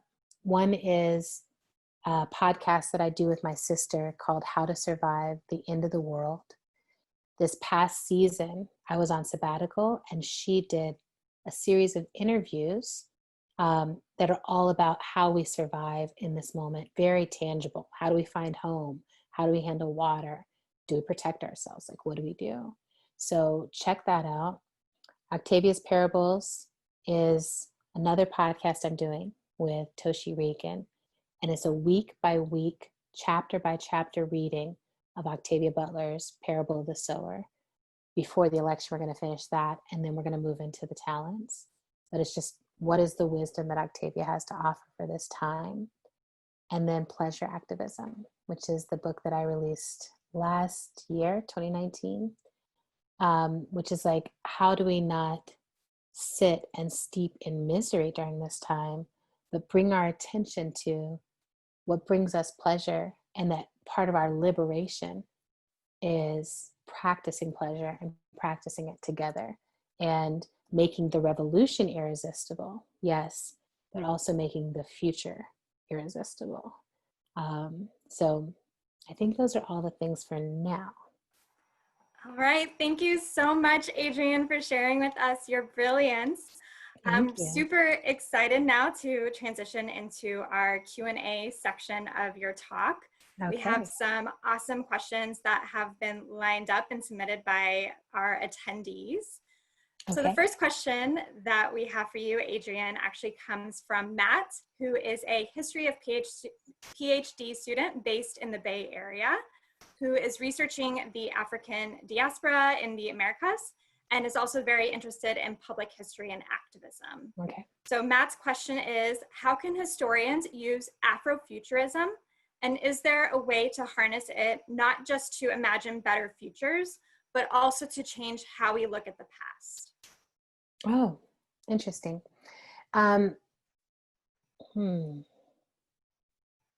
You know, one of the things that I deeply believe is that science fiction and visionary fiction and speculative fiction and Afrofuturism are actually all ways of harnessing the past and applying it to the future. And I think the time is much more circular and nonlinear than, say, a straight line. So I don't think it's like this and then that and then this. I do think Afrofuturism and speculative fiction, other works, can help us to understand our history differently. So, for instance, around the time of the civil rights era, I know a lot of people were like, wow, this is a massive success. And then I think as we look back economically, it's like, was this kind of a hoodwink, right? We got some of the policy we wanted, we got some of the language we wanted, but economically, our circumstances did not improve for Black people. So looking back at that, you know, I think there's some incredible Afrofuturist work that looks back and is trying to be like, what are alternative ways of understanding that? I highly recommend The Watchmen, which was on HBO this past year, as a really beautiful kind of contained look at the race riots in Tulsa and alternate ways of understanding what that moment was and what it could have been. I also highly recommend Kindred by Octavia Butler, which is a time travel story where her character is being sucked back into the past by her slave era ancestors and having to kind of deal with it. In terms of using it now, I really think it's useful to read the work of people like Alexis Pauline Gumbs, who is intentionally playing with time and distorting how we understand time, and using Afrofuturism and science fiction to explicitly state a vision for a post-capitalist future, post-white supremacist future, post-gendered future. To me, it's more like looking at certain pieces of work and understanding them in that context.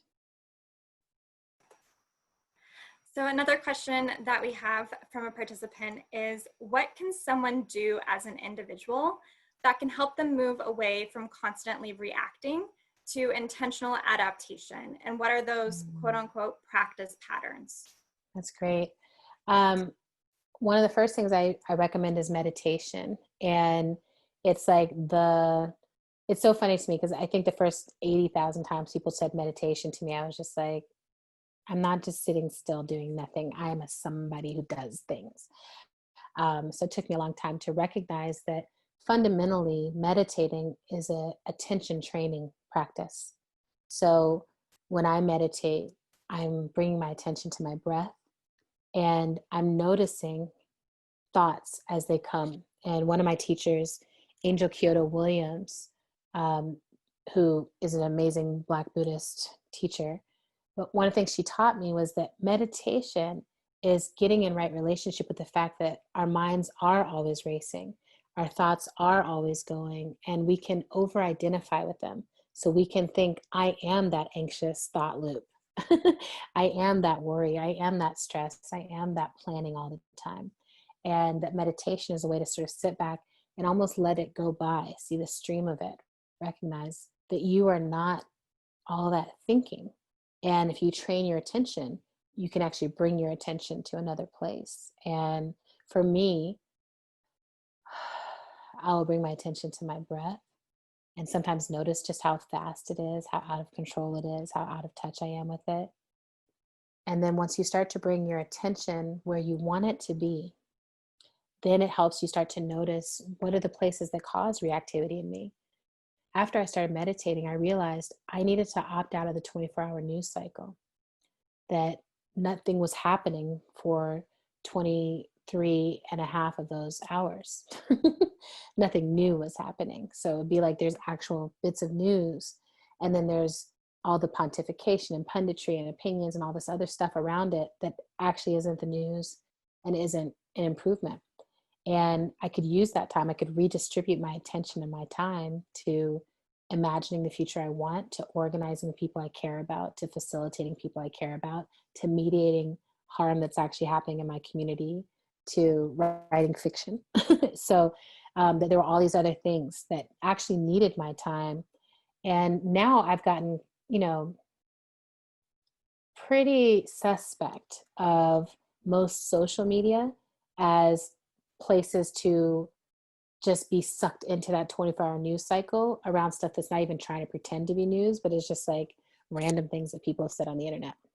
So meditate, limit your time on social media. I don't think you have to get off of it, especially if it's helpful, but really like ask yourself, am I giving hours of my life to that? And what could those hours be used for? And if you look at the long arc of history, how much of the long arc of history do you want to give to Facebook versus giving it to justice? So, yeah. Yes, love that. Love those tips. So also another question we have for you is, how can we practice imagination while mobilizing our communities? So when we did the Octavia's Brew tour, we actually created a workshop that is online now. That is, I think it's writing collective science fiction or writing collective visionary fiction. And I say do it in community. So the way that we would structure it is we would have people come together, sit down and identify a list of things in their community that needed some visionary fiction medicine, that needed the attention of imagination, right? And it's places where it's like, it feels like our community is really stuck and we keep doing the same things, or we can't seem to advance this, and we're not practicing anything different or new. And let's bring our collective visionary attention there. And so then we would build a world, right? Where could we go to imagine this differently? Is it some other planet? Is it some other time? Is it some other species? Like, what do we need to do in order to unleash and loosen our imaginations? What would be solved in some other realm, and what would be the new problems? A lot of times people are limited in their imagination because they get stuck on thinking about what would not work, right? We are trained, and most of our education, especially college level these days, is training us to deconstruct, rather than generate ideas. So we're not learning to generate ideas. I think it helps to build as a collective muscle rather than as an individual muscle. Yeah, get with your friends and write fiction together. Read it to each other. Like, stop being scared to share that you're an imagination person. I also think one other thing is, a lot of times people get into movement work and it takes years for them to realize that we need their creative self in movement work. Like, we don't just need a bunch of people who can parrot out Marx and Malcolm X. Like, that's great, have it in your pocket. But what we really need is the part of you that generates, that is completely unique, like sees the world a particular way. We need the songs, we need the dances, we need the imaginative creative fiction, right? We need the creative nonfiction, we need the memoirs that help us understand how we're being as human beings. We need your spells, we need your magic, like we need the whole human being, we need the healers.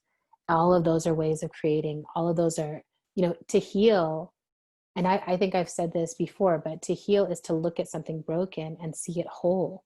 That's an imaginative act. And we need people who can do that for individuals. We need people who can do that for communities. So there's a lot of places. There's also the self-work of looking at yourself and understanding, can I imagine myself satisfied? Can I imagine myself happy? Can I imagine all of my needs being met? Like, what would I be like in that condition? What would it take to get there? Can I imagine that for my people? Like, start small. Yeah. And kind of along the same lines, how do we normalize imagining the future versus really just combating the present in our movements, especially given everything that's going on right now? Yes. I mean, I think the two go together. So all of the great science fiction writers have said in one way or another that when you're doing science fiction, you're really just sharing your analysis of what is, right? What's working and what's not working. So I find it actually to be really helpful when I'm facilitating a group that feels just like super stuck and can't imagine being effective in the current environment. Feels really like turning on each other, infighting with each other, competing with each other for resources, tearing each other down. Sometimes I just ask people can you imagine what it would look like if this group was highly functional and that this group was actually impacting the world in a way that was useful to other people? Which is let's bring ourselves out of our navels. Let's remember that we're responsible for something much larger than ourselves. But I also think that there's something around using imagination very precisely. So we're terrified of conflict in our movements, and we do all these things to bend and contort around just having the fight.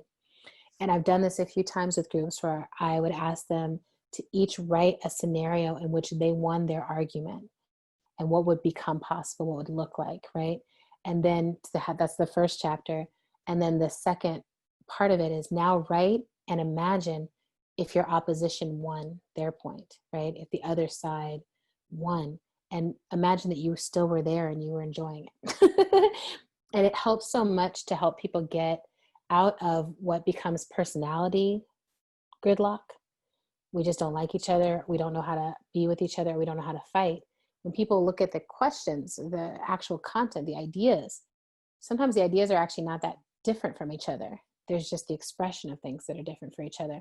And often people can do a lot more thinking about how would I actually make this work for someone else, not just myself, right? Imagination is one of the main tools we have to deconstruct our individualism, right?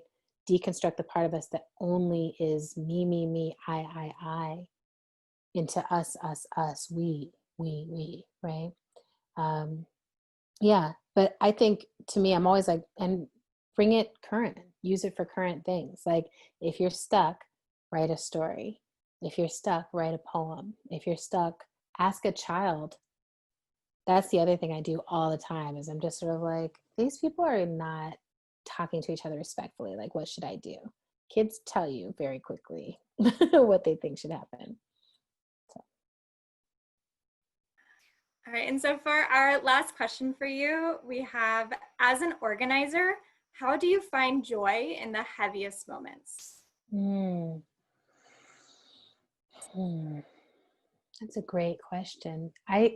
Lately I have found that the way to joy is through my grief or through my sadness, through the heaviness. So I really look at, like, if I haven't had a good cry, and I need a good cry, like, I'm not gonna be able to like layer, just paint some joy on top of that, right? It's not gonna feel authentic. I often find my joy, like, I've had my good cry. I have a great therapist, and I highly recommend having someone, whether it's a therapist or a coach or a peer coach, but someone who holds space for you. And, once a week, once every other week, but someone who just holds space for you to move through all the complexity of emotion. After that, I can almost always just be like, okay, and joy is still here. Joy is available. I also think it's important to cultivate the things that feel good into your life. So I think it's important to have a regular practice of orgasm or self-pleasure. I think it's really important to have regular practices of engaging culture that nourishes you. I really curate my online spaces so that when I open Instagram, there's just tons of Black art and tons of humor. Like, I know that if I go look at what Yaba Blay has posted, it's going to be funny and that will uplift me. I really similarly curate out people who I feel spend most of their time in the realm of just complaint, uplifting what's happening in the world without offering solution or offering even an emotional reckoning with it. And then I find joy in the little things, like reawakening my relationship with the natural world has brought me a ton of joy in this hard time, because I think Earth has seen all of this and more, many times over.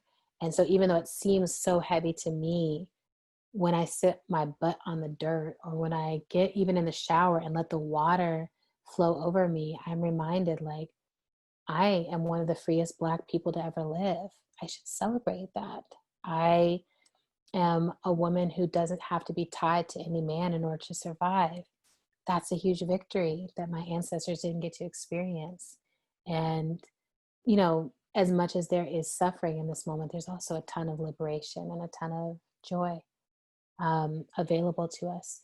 It's also in a relationship. Like, you know, this is a time for finding genuine ways to connect with other people and revel in the joy of getting to be your authentic self with other people. Like all the stuff, it's like, this is this really strange moment where we have to wear masks, but we're also being unmasked, you know, like just all of the usual tools we have for coping and hiding and pretending, it all falls away. Everyone's just in their house, living their life with their actual like patterns of sustaining themselves. And I don't know, I just find a joy in the increased authenticity of being alive in this time.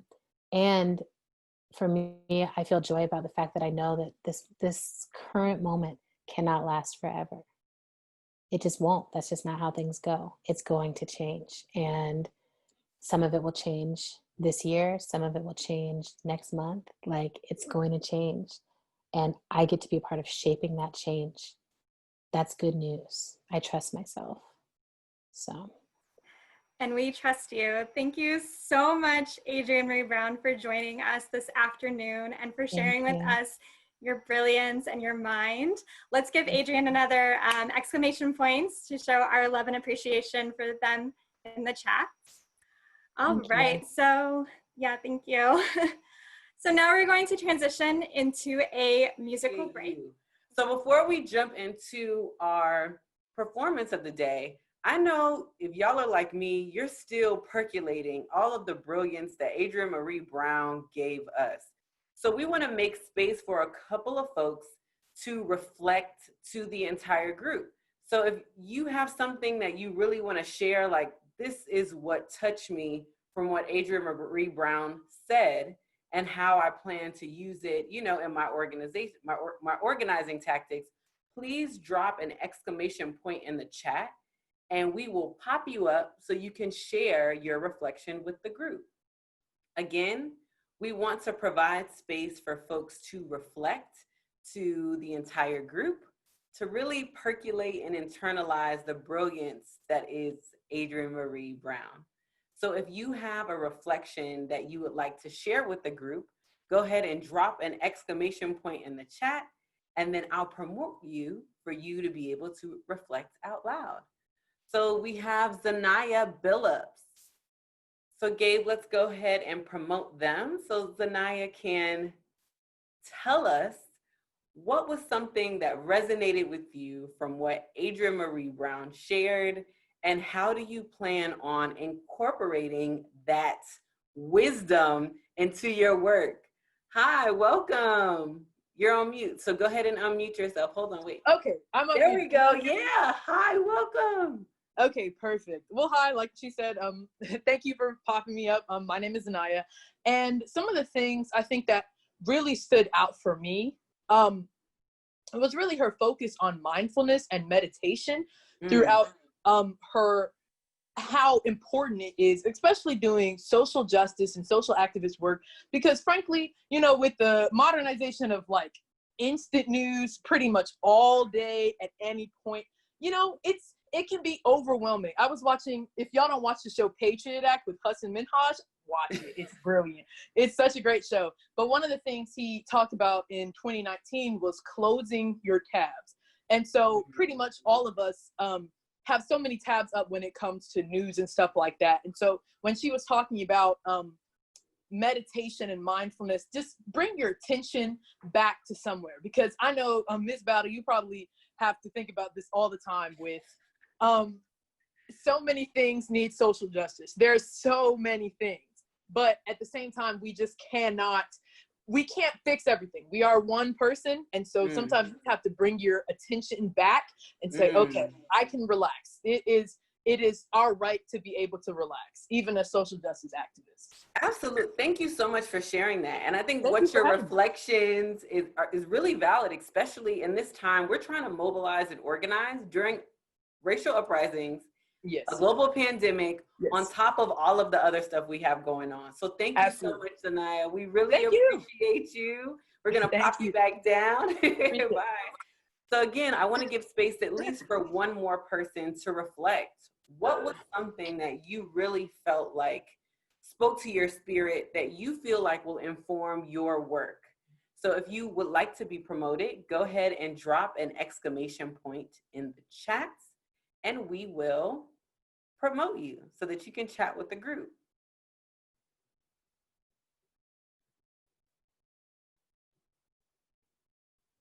I can see some bubbles. I can tell some folks are working. Well, for me, what I really want to reflect on, I don't know if this resonated with you all, but we are in an imagination battle. That really spoke to me, really thinking about kind of what I spoke about earlier, the need for vision and really imagining what we want our communities to be and do so that we can use all of our power to move us towards that. So thank you. I do see some personal reflections. So with that, we are going to transition into a performance. Give me some exclamation points in the chat if you're ready for a performance, some more energy. Yes. Thank y'all for that. And I will pass it off to Harper. Thank you so much, Cece. Thank you, DJ Kara. Thank you to everybody who came out tonight. We hope y'all are ready for what we have in store for you next. So hello, everyone. My name is Harper Thomas. My pronouns are she, her, hers. We are honored to welcome an amazing performance to our summit by YP4 alum Richard Aviles. Richard is a choreographer, social worker, and urban planner based in Los Angeles. Aviles uses their background in dance and planning to activate communities in response to gentrification and engage in urban systems like public transit.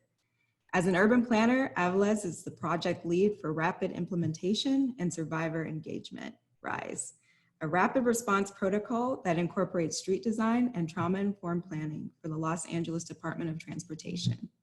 As an artist, Aviles has been touring Callejera, Aviles' first full evening linked work that explores the relationship between space and identity, with performances at the University of Southern California, Tulane University, Montreal, Canada, and has shared the stage with acclaimed bands La Cafeteras and Monsieur Perrine.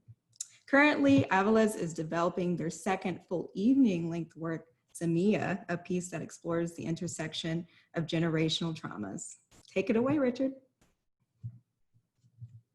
Thank you so much. My name is Jose Richard Aviles, and these next poems are just a couple of poems that I'm still taking with me and are reflecting, especially after such an amazing keynote. And they are from Semilla, coming up, my first publication, a collection of poems coming out this September. So let's just go into it. We talk about planting seeds and laying roots, but we forget to talk about the pain of covering terrain.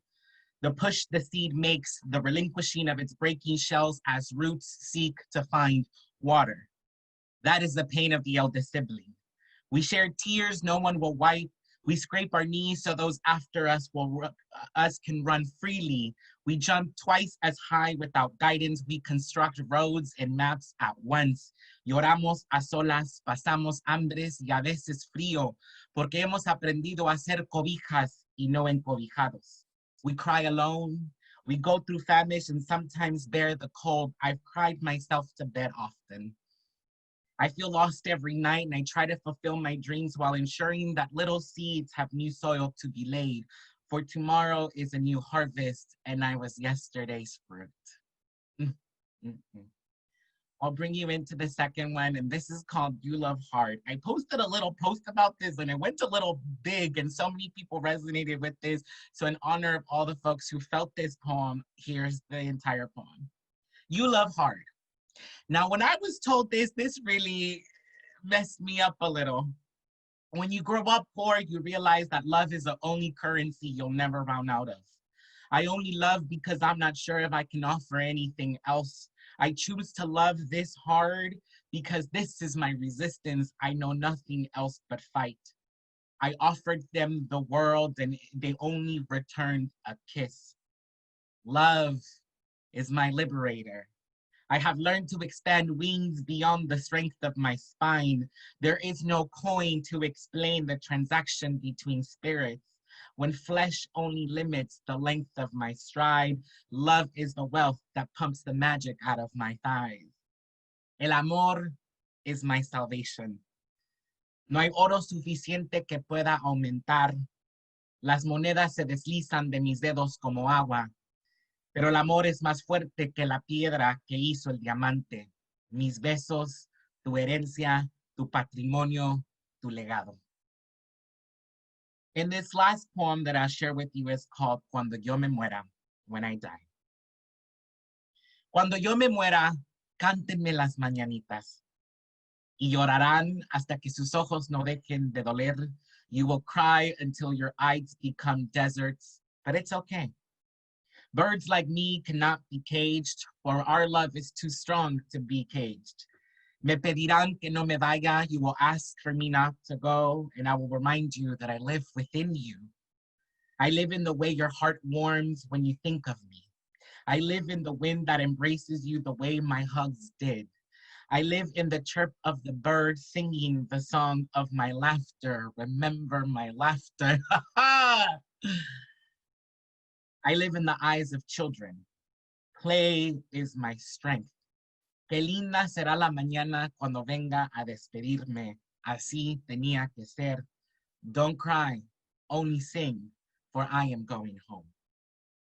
Thank you so much. My name is Jose Richard Aviles. It is an honor to be here. I always love being in these spaces. Muchos besos y abrazos. And if you want to know more about Semilla, make sure to follow me on Instagram at Soy Nalgona, and the chapbook comes out in September. Thank you again. Muchos besos. Thank you so much, Richard. Let's give them another round of virtual applause in the chat. Did y'all enjoy the performance? Let us know in the chat. Yes, we know that y'all enjoyed that. Thank you so much, Richard. So are y'all ready for our next session? I'm super excited to introduce the next conversation with Disenchanted voters. We are joined by amazing YP4 alumni to lead us in a conversation to name the reality of how millennials and Gen Z feel about democracy and the civic process. So as a reminder, we will have some time at the end for Q&A. So make sure that you're adding your questions to the Q&A box. This is at the bottom of your screen. For folks who are joining us for the first time, please note that we also have closed captioning available. We're dropping the link in the chat now. And we are also joined by two amazing interpreters. So you know they will be taking turns interpreting for us. So you will see them alternate on your screen. For accessibility, we also ask that all of our panelists say their name before speaking. So you will notice that they will mention their name before they speak. Also, as a reminder, YP4 is C4, so meaning we're nonpartisan. And the purpose of this conversation is not to tell you who to vote for, it's to give you the tools to make the best decision for you and your communities. So are y'all ready to get started? Awesome. Please join me in welcoming these amazing panelists for our discussion. Thank y'all so much for joining us. So we know that democracy in this country was designed to explicitly exclude people like us and our communities. It's no surprise that we're consistently barred from participating in the civic process. We know that this is intentional. It's also a fact that young people in particular don't vote. As Cece mentioned in the beginning of the welcome for the summit, many young folks are disenfranchised, meaning that we aren't afforded the right to vote, whether it's because we live in a US territory, we don't have citizenship status, among other reasons. But they're also disenchanted. And we don't want to engage in an oppressive system that was not built for us and vote for, speak to us. So we want to have a real conversation to talk about how our communities feel about the civic process. So let's start off with some introductions because we want y'all to meet these amazing folks. And I'm going to have each of the panelists briefly introduce themselves. And we'll start off with Maxima and then go to Rana, Charles, and then Genevieve. Awesome. Hi, everyone. Thank you so much for having me be a part of this panel. My name is Maxima Guerrero. I am based here in Phoenix, Arizona, and my pronouns are she, her, hers. I come from a background of starting off and getting into the movement, being undocumented, a dreamer, and going through a process of just getting through civic engagement, basically identifying who is writing, how are bills, processed, and how are these things impacting myself, my community, and my family through the immigration perspective. And then also just being engaged in this, in different types of issue campaigns around criminalization of people, basically like how do we make sure that our humanity is uplifted through organizing and community organizing, centralizing the voices of those mostly impacted. So that's some of my background. Thank you for having me, and I look forward to this conversation. Thank you, Maxima.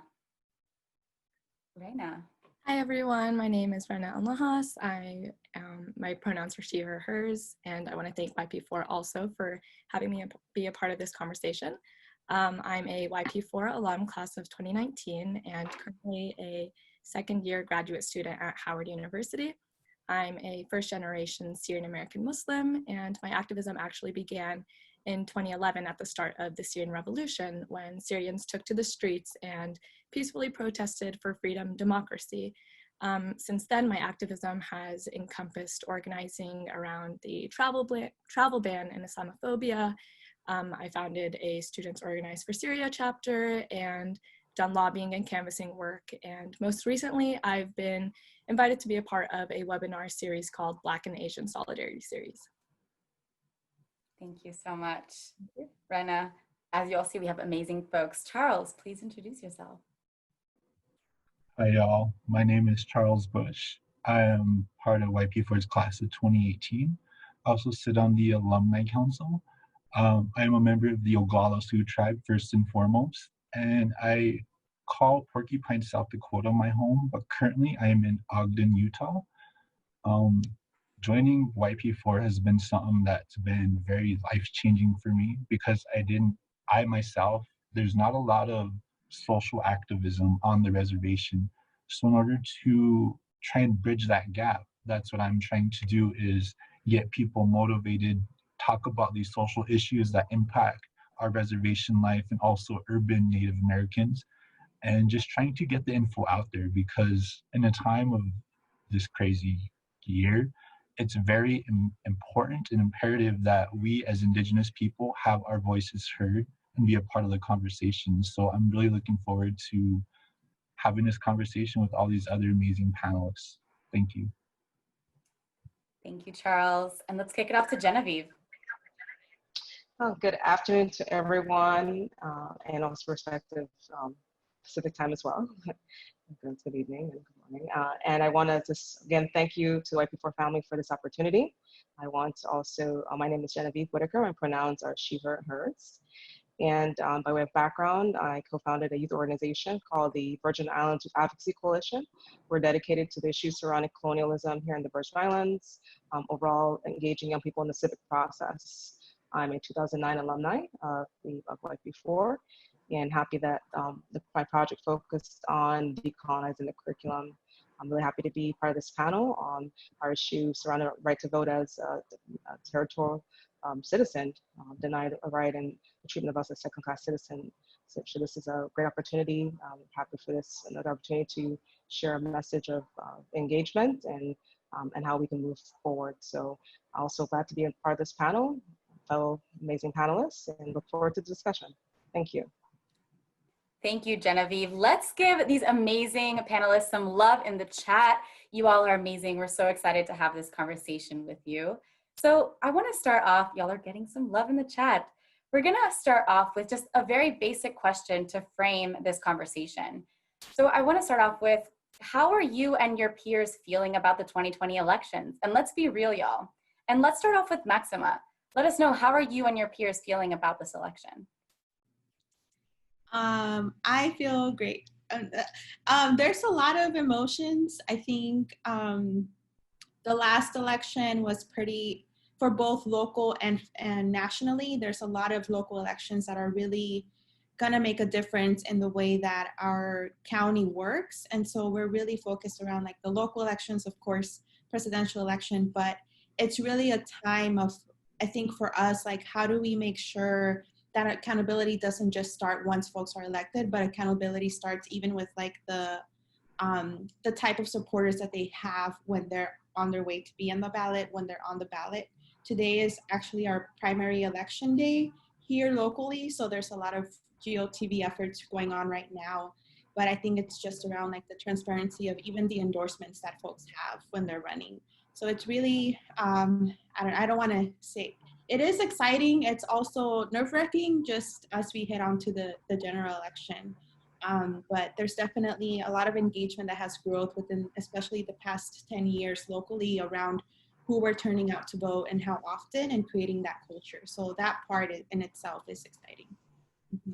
Thank you. You broke it down perfectly. It's exciting and nerve-wracking at the same time. Let's kick it off to Rana. How are you and your peers feeling about the upcoming elections? So 2020 has been an incredibly difficult year for everybody. We have so many factors playing a substantial role. The movement for Black Lives, COVID and its effects on employment, and the housing crisis.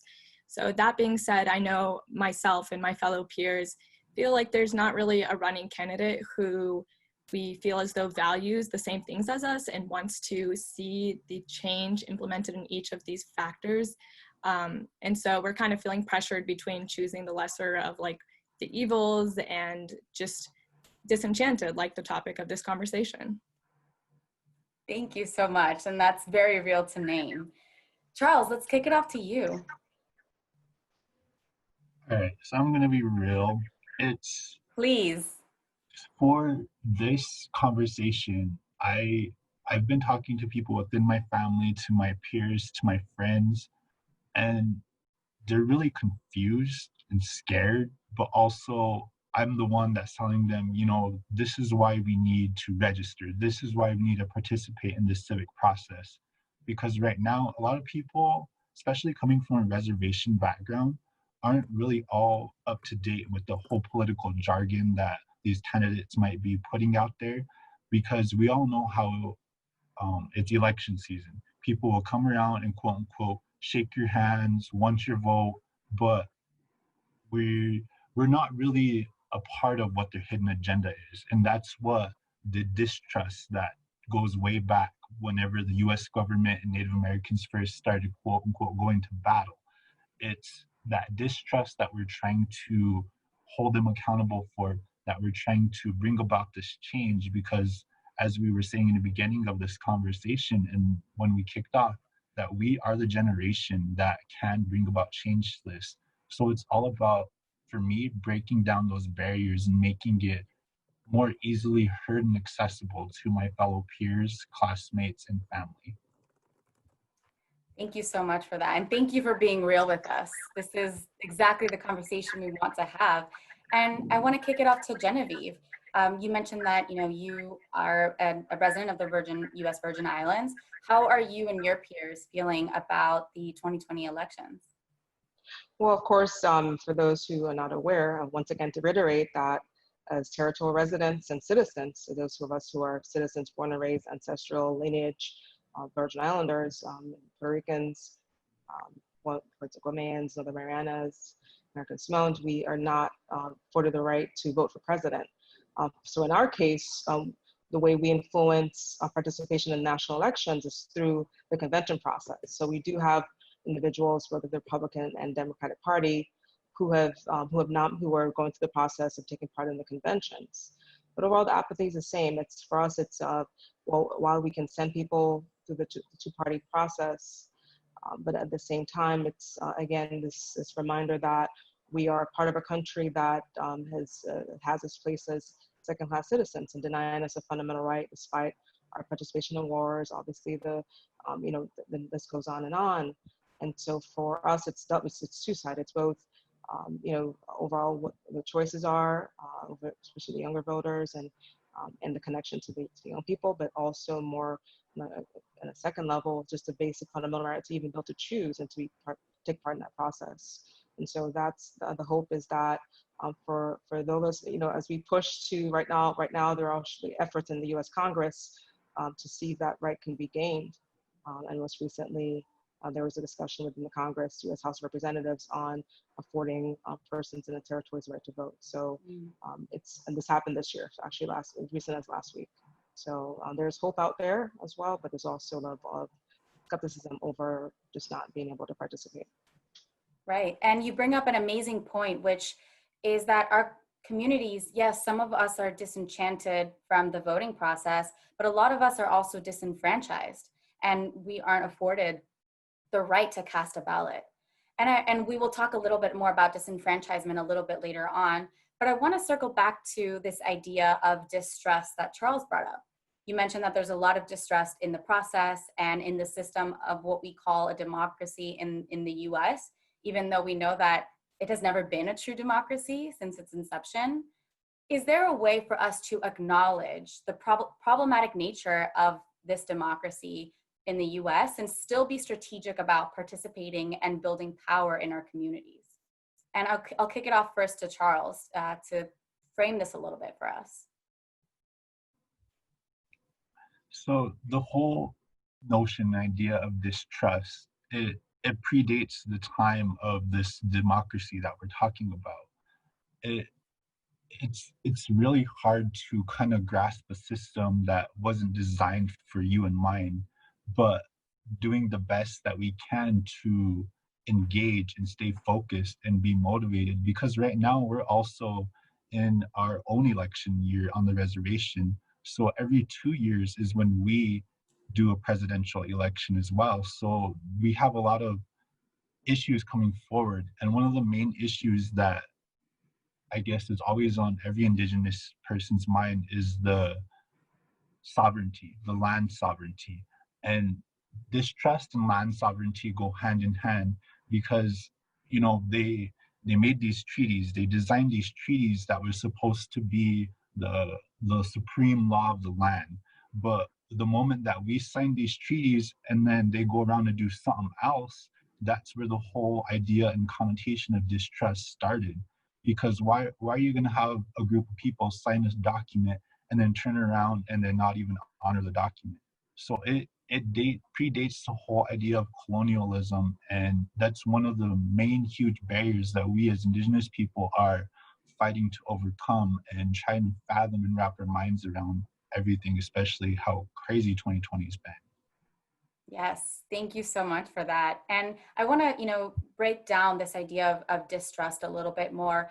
Rana, you talked about how a lot of folks in your community, you mentioned, don't see candidates that necessarily speak to them or stand up for their issues. How can we acknowledge all of this and still, like I mentioned, be strategic about participating and building power in our communities through the civic process? So I think it is important to be cognizant and wary of how much people in power can get away with corruption, but yet it's imperative that we're still organizing our communities and holding these officials accountable.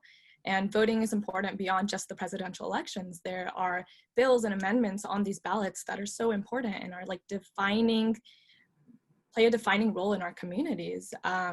So they hold a lot of weight and greatly impact our societies. And I guess bringing this back to my own Muslim, Southeast Asian identity, there's this conflict in identity where we're told we aren't American enough. And so I know the older generation doesn't feel as though they have the right to speak out and show these are my values, this is why I need to be heard, this is what needs to be implemented by our officials. And that's why it's important to organize and motivate our communities, because we need to dispel these notions. Yes, thank you for that. And I want to kick it now back to Maxima. So Rana mentioned that there's also a lot going on outside of presidential elections. And one of our partner organizations that's based in Birmingham, Alabama, Woke Vote, y'all should look them up, they're amazing. So they stated the following. They said, voting is a comma, not a period. So I want to ask you, what comes after the comma? Yeah, I think for a lot, or here locally, voting is one of the tactics that we use, but it's not the only thing to use. And so comparing that tactic with all of the other tactics that we have, whether it's direct action or whatever other kind of tactics that communities are able to implement, making sure that it's a long-term goal, right? Even after the election, there's still that whole process of, okay, who actually got elected and how do we hold them accountable? How do we make sure that they're actually doing what they said they were, or how do we actually get them to shift inside of their positions? And it's extremely hard conversations with community. It's extremely hard conversations with first-time folks who are just not willing to engage, right? But as someone who's not able to vote, I also know the importance of someone who is able to do that, to actually engage in the process. And as someone who also has a mistrust in folks who are in office, me willing to engage in those conversations. I think after that too, it's also like, how do we begin to engage our own people that come from our backgrounds into taking these seats, right? And it's complicated, like folks who never saw themselves as a politician, and just because they're elected doesn't mean that they have to turn that way. Being aware that once they are elected, though, they are in this playing field where they might be the only person that is bold or radical in there, and how do we support them through that process as well? So I think it's a lot to think about, and I think part of it is like, now that we have shifting the electorate, at least here locally, how do we coincide that with folks who we put on the ballot, with that we gather signatures for, but that we know that I met 9 years ago when we were canvassing together for a different candidate that we had just met that same month. So there's a lot in there, a lot of layers, but I definitely agree. It's not the solution. We all know that there's a lot of work that still needs to be done. Even if we have the perfect candidate, we're still gonna have to do that work afterwards. Yes, and you bring up an amazing point about accountability. And I wanna circle back to that in a little bit. But before I do, I wanna bring this question to Genevieve. What comes after the comma? We know that voting is a comma, not a period. So what comes after that comma? What does accountability look like? What do organizing efforts look like? And especially for you as somebody who's doing a lot of that organizing in your own community, what does that look like? Well, at the foundation of it is really this, the importance of a curriculum.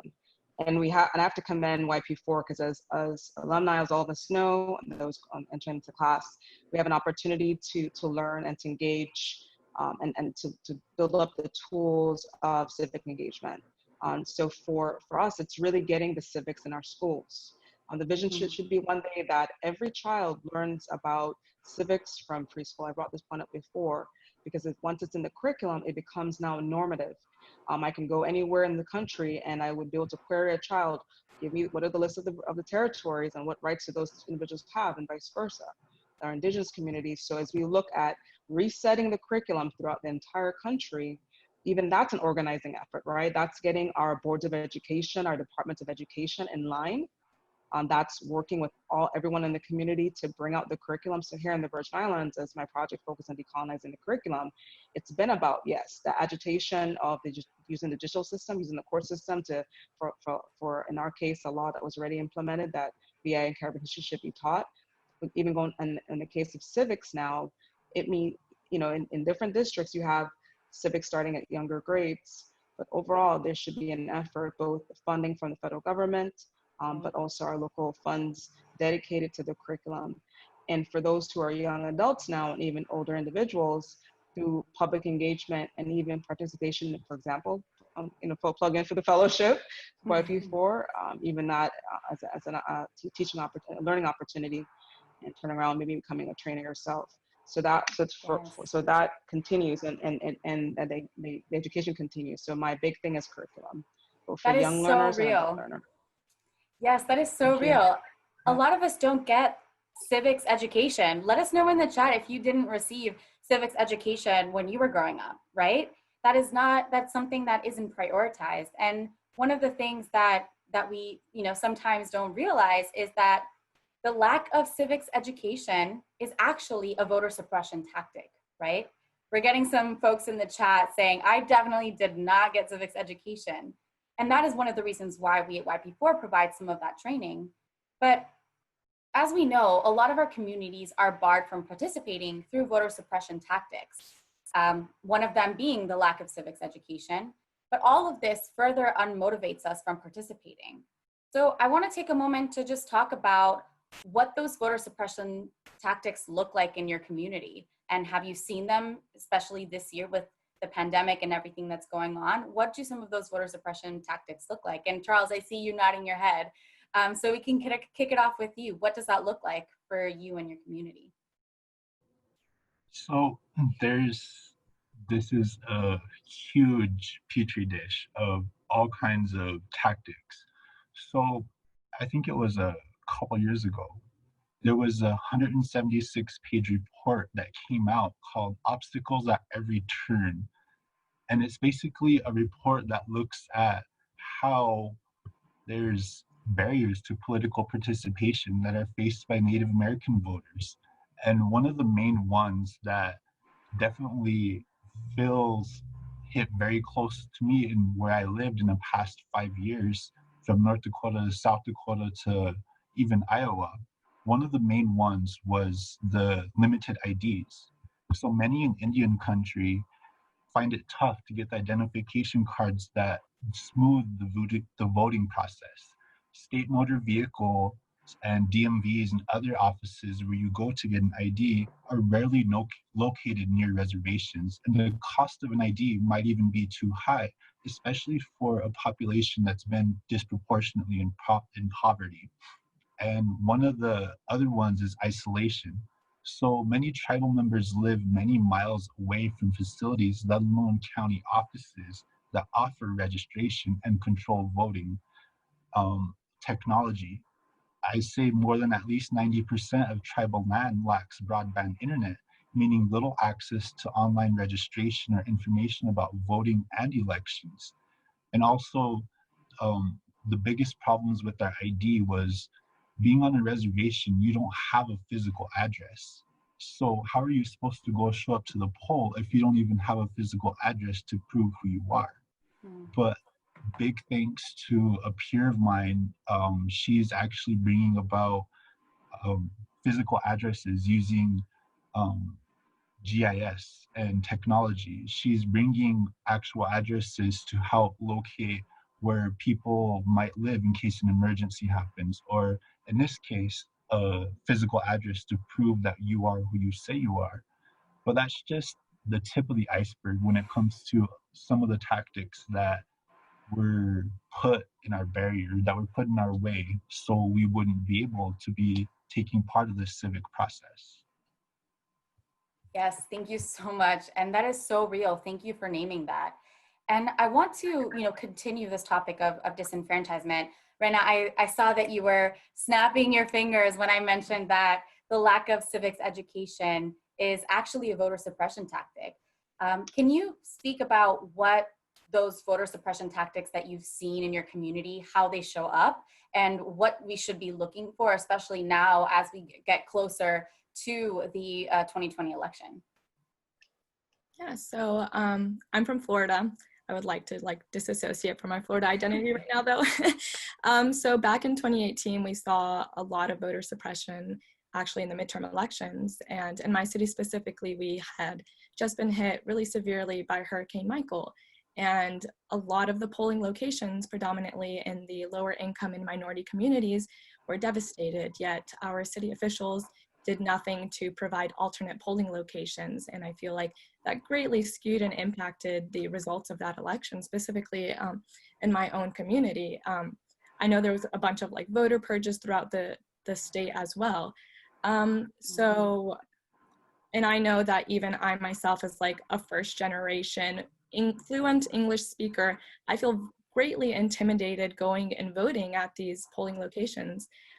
In my hometown, it's predominantly the conservative boomers who are running these polls, and oftentimes it does feel intimidating. So I can only imagine how other minority groups or people who are not as fluent might feel when they're going to cast their ballot. So I do want to speak on people volunteering to work at these polling locations, because it's different seeing someone who looks like you and feeling a sense of comfort when you're getting ready to engage in your civic responsibility, even serving as a translator for people who don't speak English.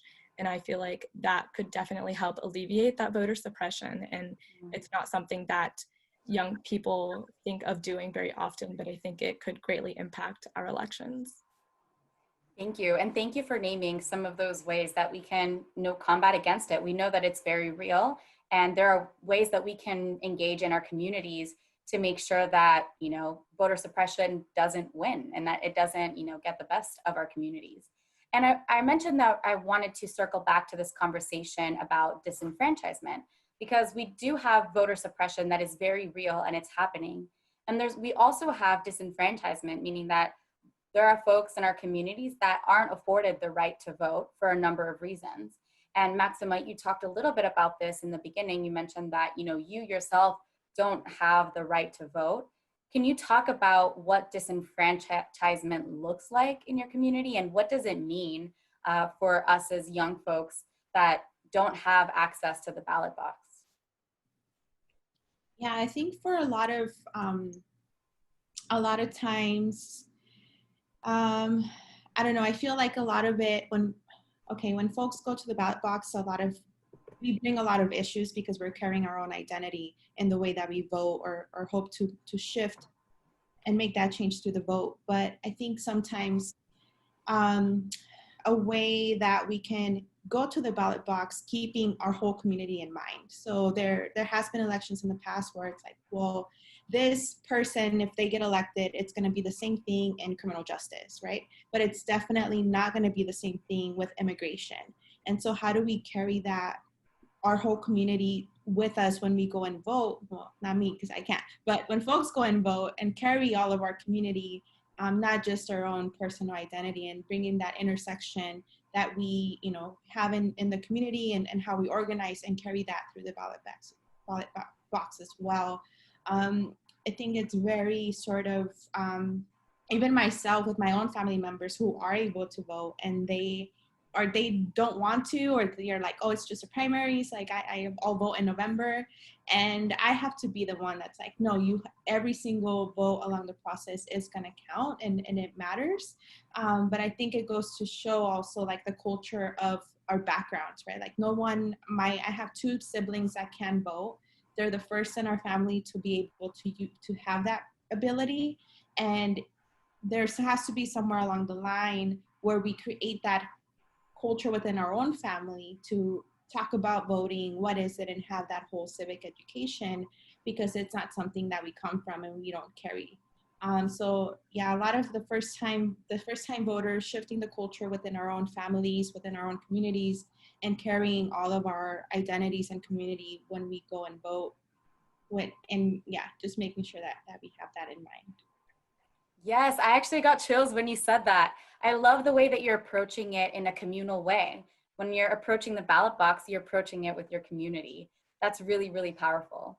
And I want to bring this conversation to you, Genevieve, this conversation about disenfranchisement. You mentioned that, as a resident of the U.S. Virgin Islands, folks in your community aren't afforded the right to, cast a ballot in the general election for president. But there are other ways to, hold accountability.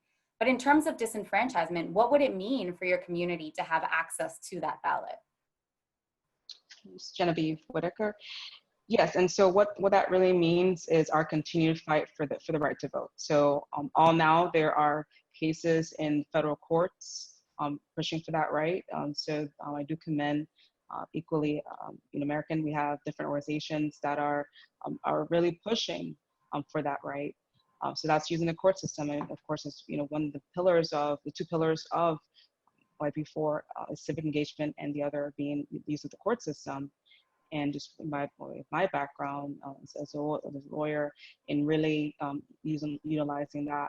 But I want to really speak on it, and even in terms of the basis for why, in the case of the territories, as to why we can't vote, it's based on decisions made even before the Virgin Islands became part of America, where we had a racist set of laws and racist jurisprudence that over 100 years now still still weigh in on our ability to vote.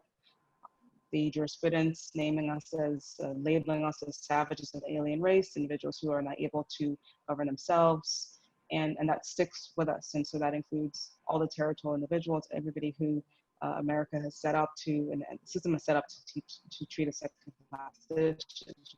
But I will also highlight there's also erosion of infrastructure. For example, we had the Help America Vote Act that at one point was providing funds to, for example, to universities. And so you have young people engaged. We have different states that have youth commissions and the like. And as I see it, there's a kind of a dwindling in youth participation. And so with that, it's two-sided. It's an overall national agenda for this education to take place in the first place. It would be when we talk about mandatory learning and pathways to learning. The civics certainly be one. We talk about the development of the whole child, but then we look at decisions that need to be overturned. And to join those movements. So what does it mean to sign on to a case, a class action lawsuit, and us continue to forge in that direction? So there's multiple ways. So I commend everyone who's part of those efforts, and education has to continue. And so, you know, at this point, it's really about utilizing all the tools that we can. On the international level, I'm a United Nations Fellow for International Decade for People of African Descent. One of the tools also that have been utilized over many years is the tools of the international community, going before the United Nations, all our different UN international bodies, and also fighting for rights in those particular bodies as well, Organization of American States in the Caribbean, and the like. So thank you. Thank you. And that speaks just to how much education still needs to happen. You know, going back to our conversation about the lack of civics education, you know, all over the country and in the US territories. So I want to, you know, we've talked about the lack of civics education, we've talked about voter suppression and also disenfranchisement. All of these things combined with disenchantment that, you know, further dismotivate our communities from participating. And there's a lot of shaming that actually goes on around the lack of participation of young folks in the election. You know, oh, young people, they don't know what they're talking about, they're just lazy. And we know that that's not true, right? So how can we counter this narrative that is harmful and that serves to further disengage and disenchant our communities? How can we counter this narrative? And I'll start with you, Charles, and then kick it off to Rana. How can we counter this narrative of shaming young people for not participating?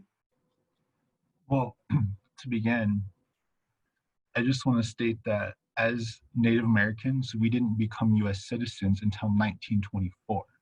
So it hasn't even been 100 years yet since we've officially been a citizen.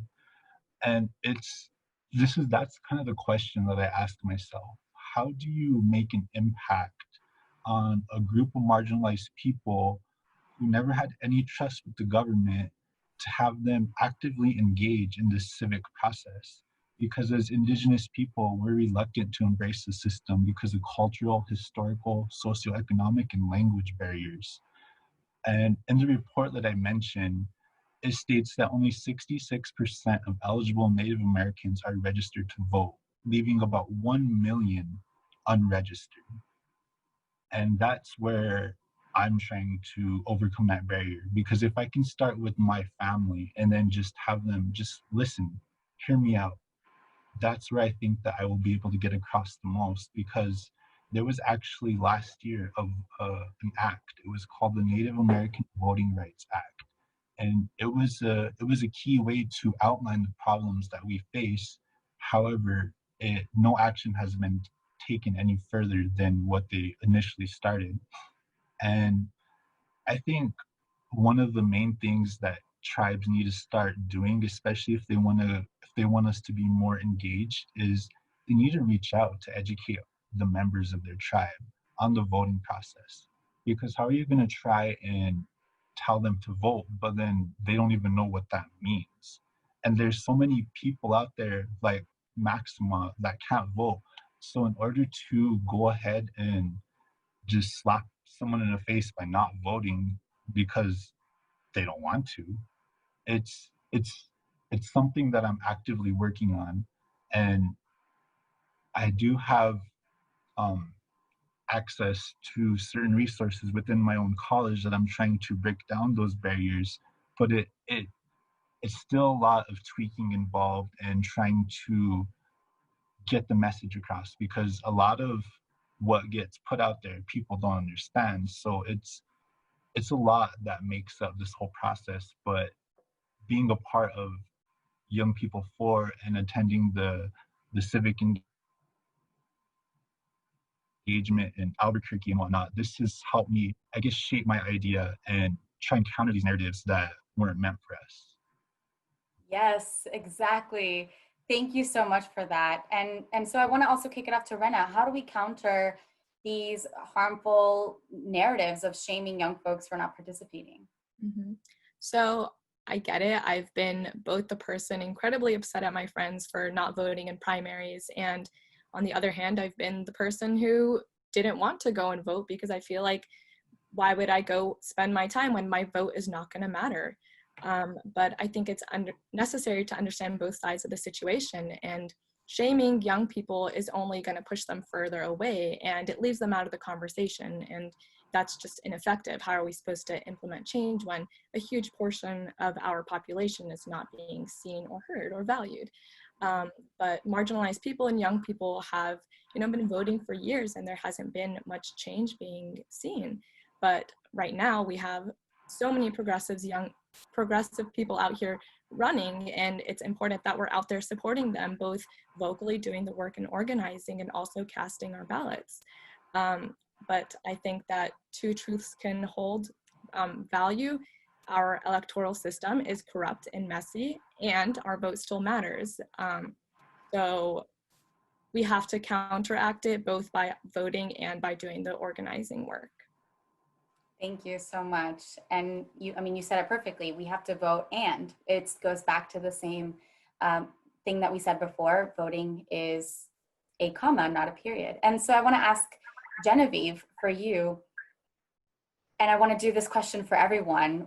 How do we engage folks, knowing, everything that we just discussed about voter suppression, about shaming, about disenfranchisement? We understand that, voting is a difficult topic for our communities, either because they don't have access to it or because they're disenchanted from it. So Maxima, how do we engage folks that are either disenchanted or disenfranchised, especially now with such a critical election that's, going to affect our lives for decades to come based on the results? So how do we engage these folks?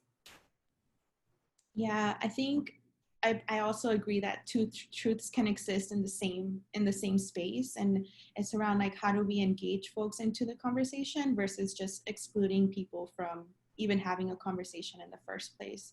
And I think it's through that process too, making sure that we are pretty aware that a political candidate or someone that's in a certain seat is not gonna abolish or break down these systems that are actually hurting us in a day-to-day way. So beginning there, I think being transparent about that and transparency from the beginning. And I also, hold at the same time as well, for the next 2 years, for the next 4 years, would we have this person in that seat and see if we can shift something and we have that leverage at least a little bit with this one candidate, or do we just want to leave it up to chance and have this other candidate that we know is not gonna, move no matter how much or how hard we work, and understanding the tactics that we have as a community. What are the tactics that we have as a community, and which of these candidates do we want to put up against these tactics that we hold?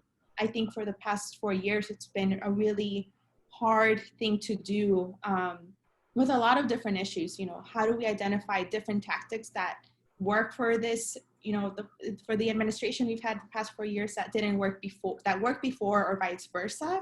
And it's really caused a lot of sort of like stagnation or like a standstill.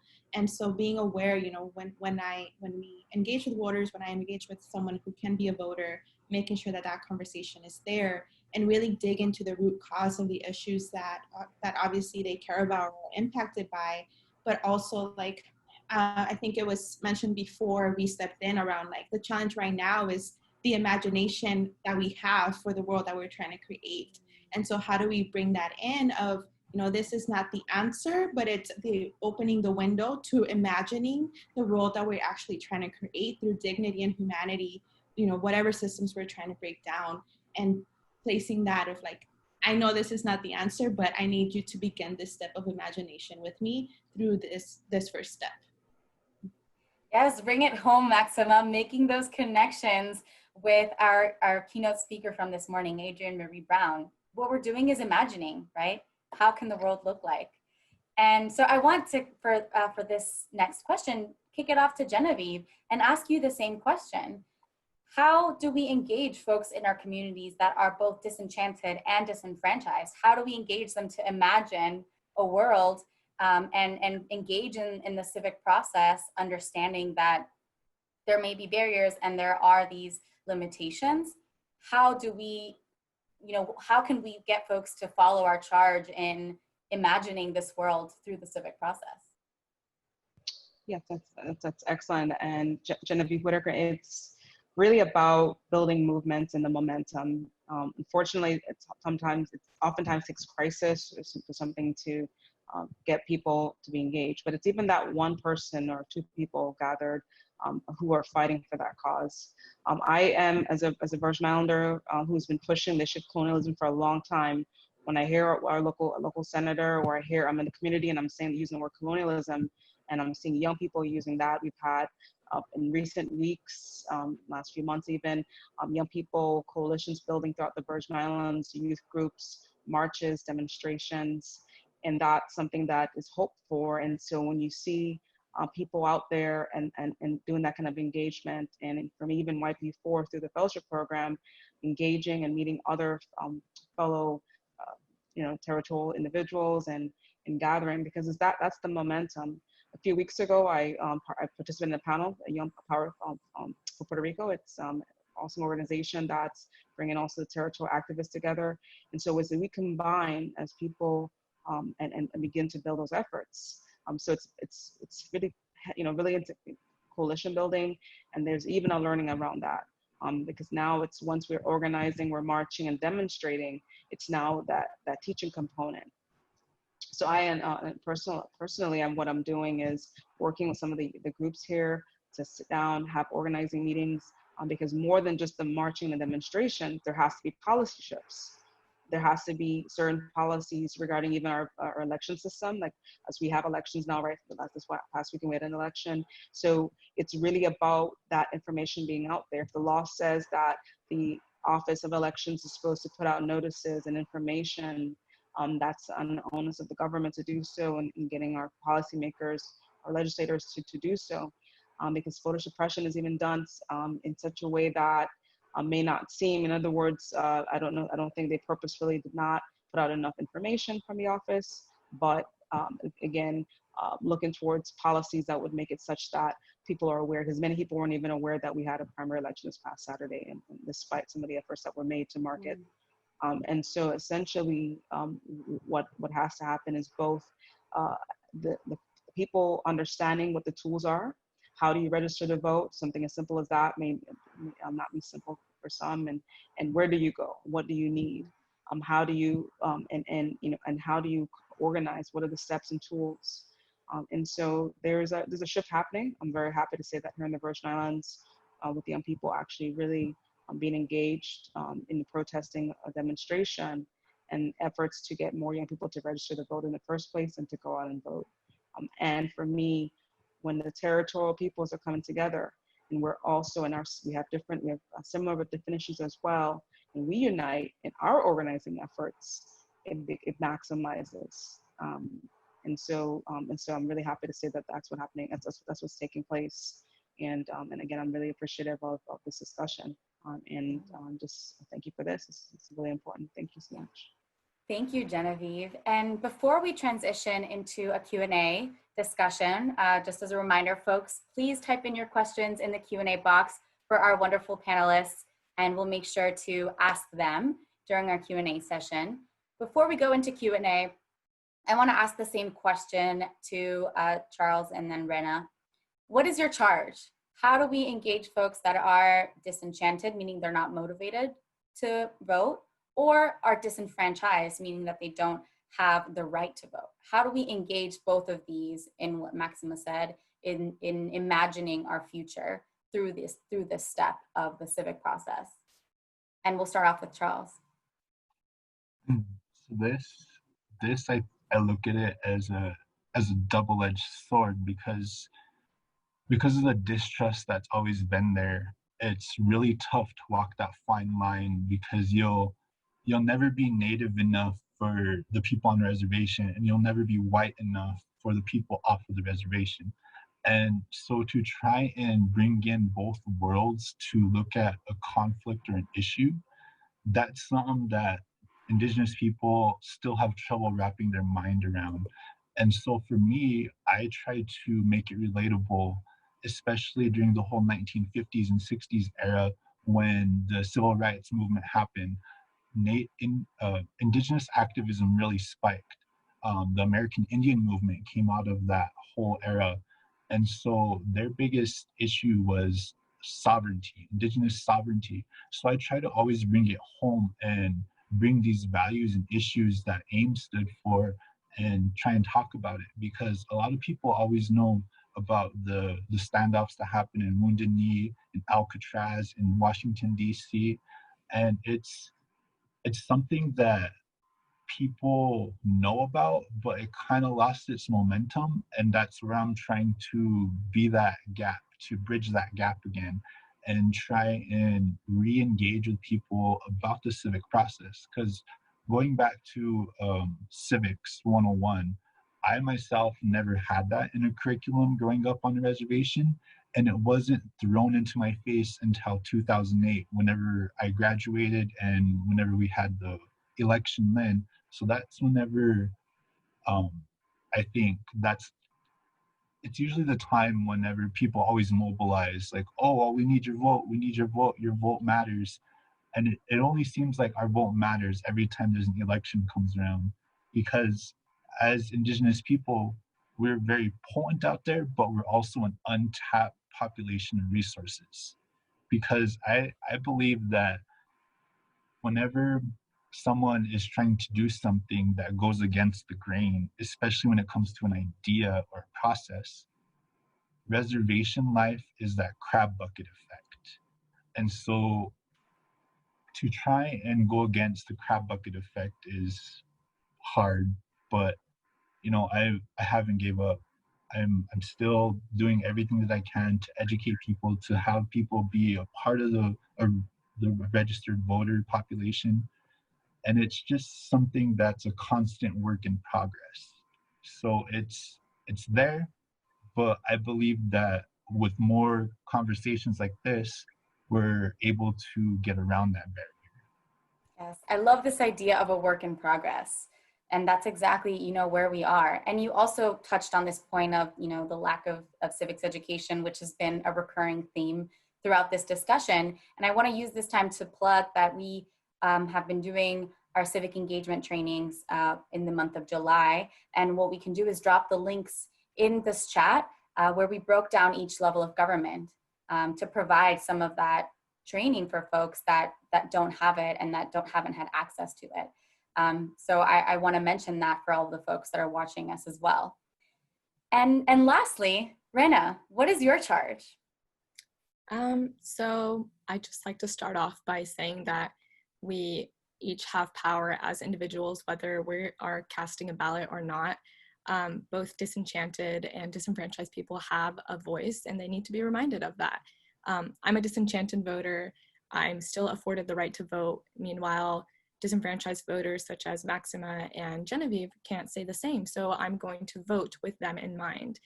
And it's imperative that we're organizing our communities and having these conversations, because we as voters need to vote on behalf of other marginalized and minority communities. And then on the flip side, disenfranchised voters do have their voice. Maxima and Genevieve are doing incredible work to organize their communities, even though they cannot vote, and they're not silenced. They have their stories, their experiences, and that can be a huge motivating factor in in motivating and inspiring other people who are disenchanted to get out the vote. And I don't think that people who are disenfranchised need to, you know, call it quits. It's like the work that Maxima and Genevieve are doing. It's exceptionally important. Thank you all so much. So let's give these amazing folks some love in the chat. You all are amazing, and thank you for sharing your brilliance with us. We are now going to transition into our Q&A. We have some folks that have asked some questions in the Q&A. If anyone else have any other questions, please feel free to drop them in the Q&A box at the bottom of your screen. So to start off, we have a question from Eddie. So Eddie wants to know if there are any large-scale efforts to fight voter suppression, especially in the time of the pandemic with increased barriers, looking for ways youth can plug into the work that addresses voter suppression.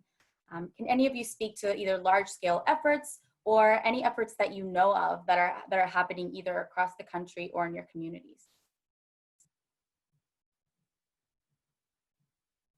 And we can kick it off to Maxima. I know you talked a little bit about some of the organizing work that's happening in your own community. Yeah, I think right now, or like leading up to the primaries, there was about like what are different tools that we can use that, you know, especially right now with COVID-19. So there's been a huge effort in like texting and phone calls, but we also know like there's only a list that is available and what happens when you are at the bottom of that list. And then of course the ballot, and that was another piece too around like the lack of, when you sign up to get your ballot through the mail, you know, a lot of people that are not receiving those ballots. Okay, so what is this, you know, the voter suppression happening there? But that's been mostly the focus of like, how do we get folks to sign up for their mail-in ballots? How do we make sure that they are on alert about the important dates, especially before the general election? And how do we make sure to confirm whether or not they've actually turned in their vote for the primary? Right now, we're also in the process of thinking through, you know, what is relational organizing when you're virtual?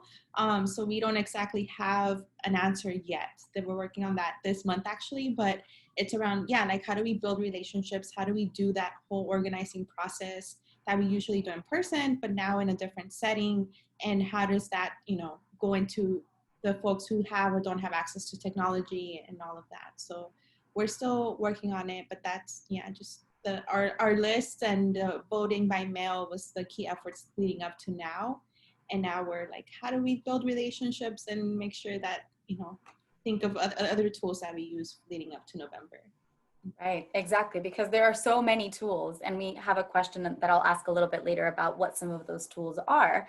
But I do want to ask Rana, you mentioned you said, I'm from Florida, but I want to disassociate. There are some things happening in Florida in terms of voter suppression, but there are also some initiatives that are happening to try to fight against it. Can you speak about what that dichotomy looks like and what some of those efforts on both sides have been for, you know, to disenfranchise voters, but also to increase the access to the ballot box in Florida? Yeah, so like Maxima was saying, I think we really need to utilize the absentee voting, especially with the USPS going bankrupt. It's a very important time to cast those ballots and support the USPS even, you know, and there is a delay, so people need to, you know, request those as soon as possible. Florida not being shut down and quarantined the way it needs to be is incredibly, you know, concerning. So I would recommend that people go and vote early so they're not standing in these really long lines and exposing themselves to COVID or, you know, anything else. So really utilizing the absentee ballot and early voting locations to cast their ballots. Thank you so much, Rana. And so I want to ask this question for all of you. This question is from Kay. So is anyone making small local data sheets available giving you know, points about candidates and what issues they champion and what their voting record is or what their stances are on past issues?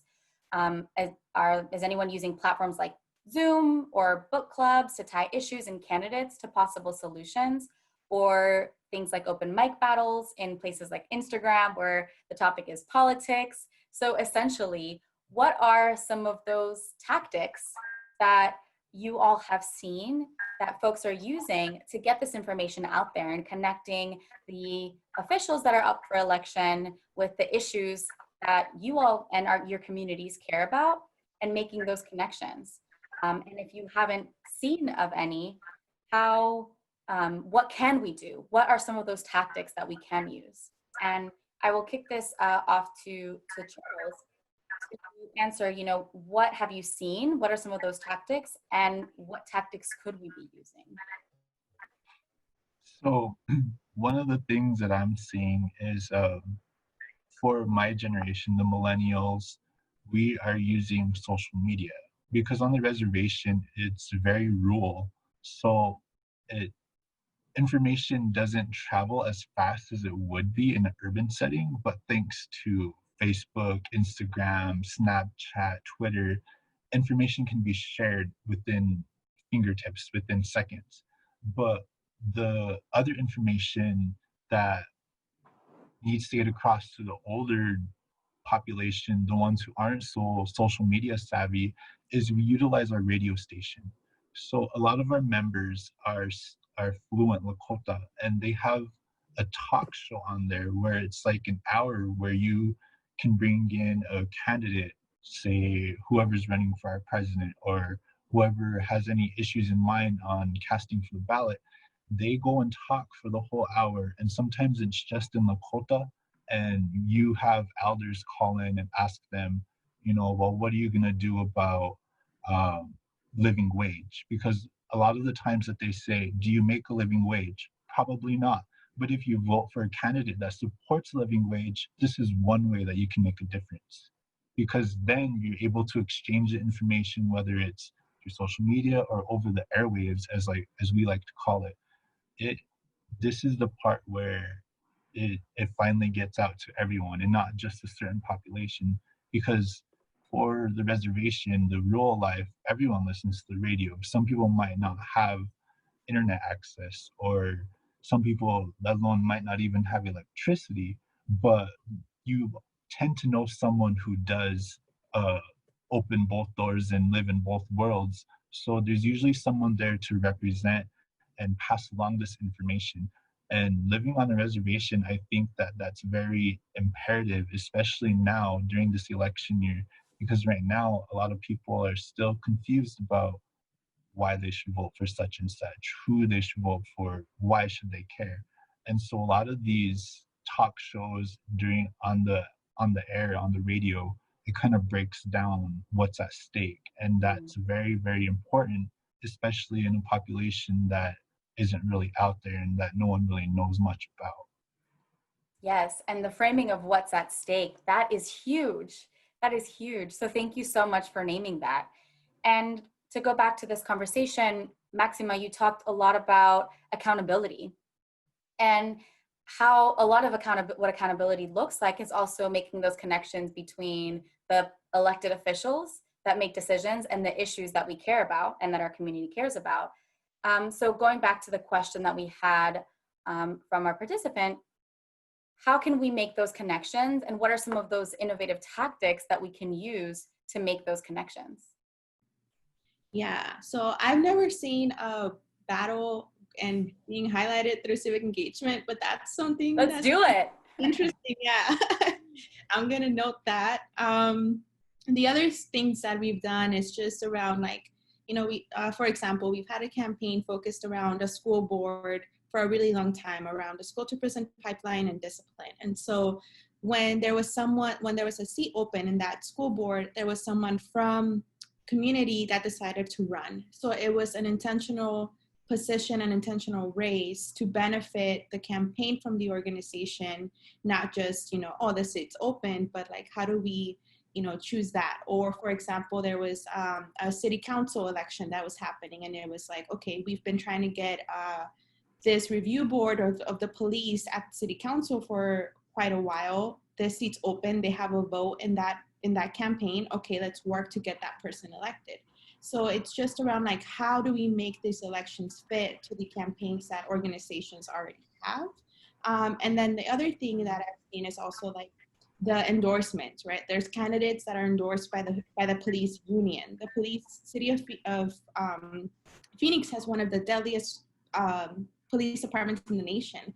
And there's a lot of movement, a lot of organizing around that. And so, there was an organization that's, exposing these endorsements of candidates, because they're not going to say, the candidates themselves are not going to say that, but we know it's a really important issue locally. So exposing those endorsements, where is this money coming from? Why are these elected officials accepting these endorsements? There's a Bread for Ed education initiative that was shut down. And so a candidate had an endorsement from the local chamber, and they denied that. They neglected that endorsement. So candidates have the ability to deny, not accept any endorsements, and it's up to us to push them to make that move, because they're not actually standing up with community who's directly impacted by all of these different issues.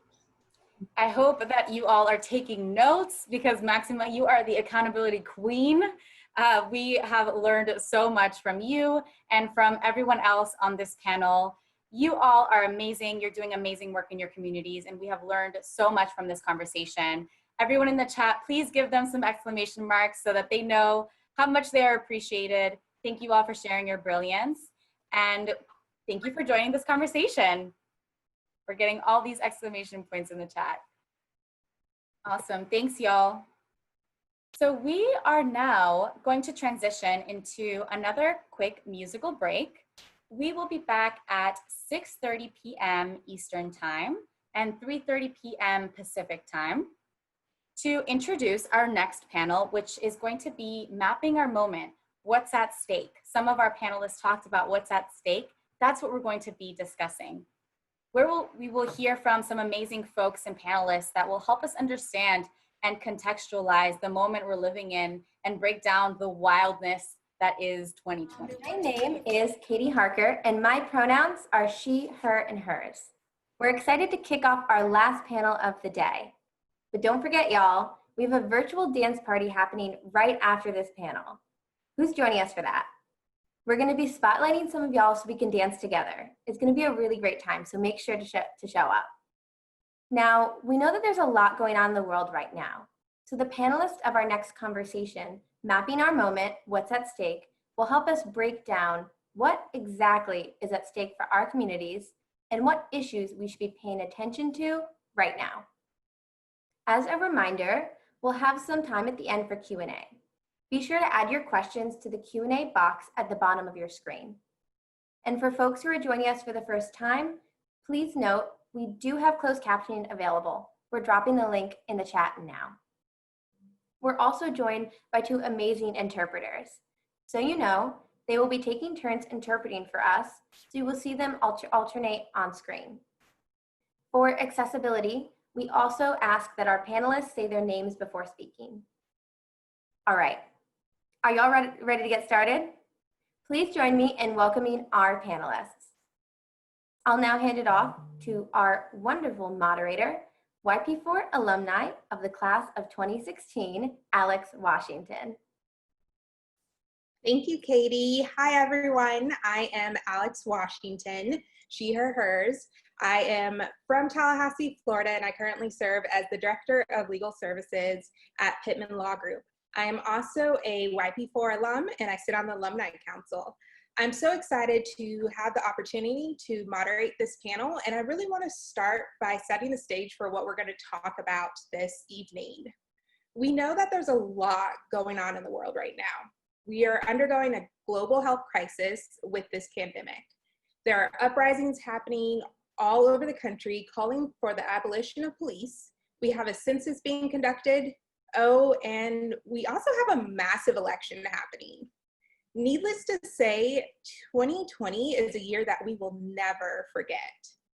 But it is also the year that will define our community's futures for the next 10, 20, and even 30 years.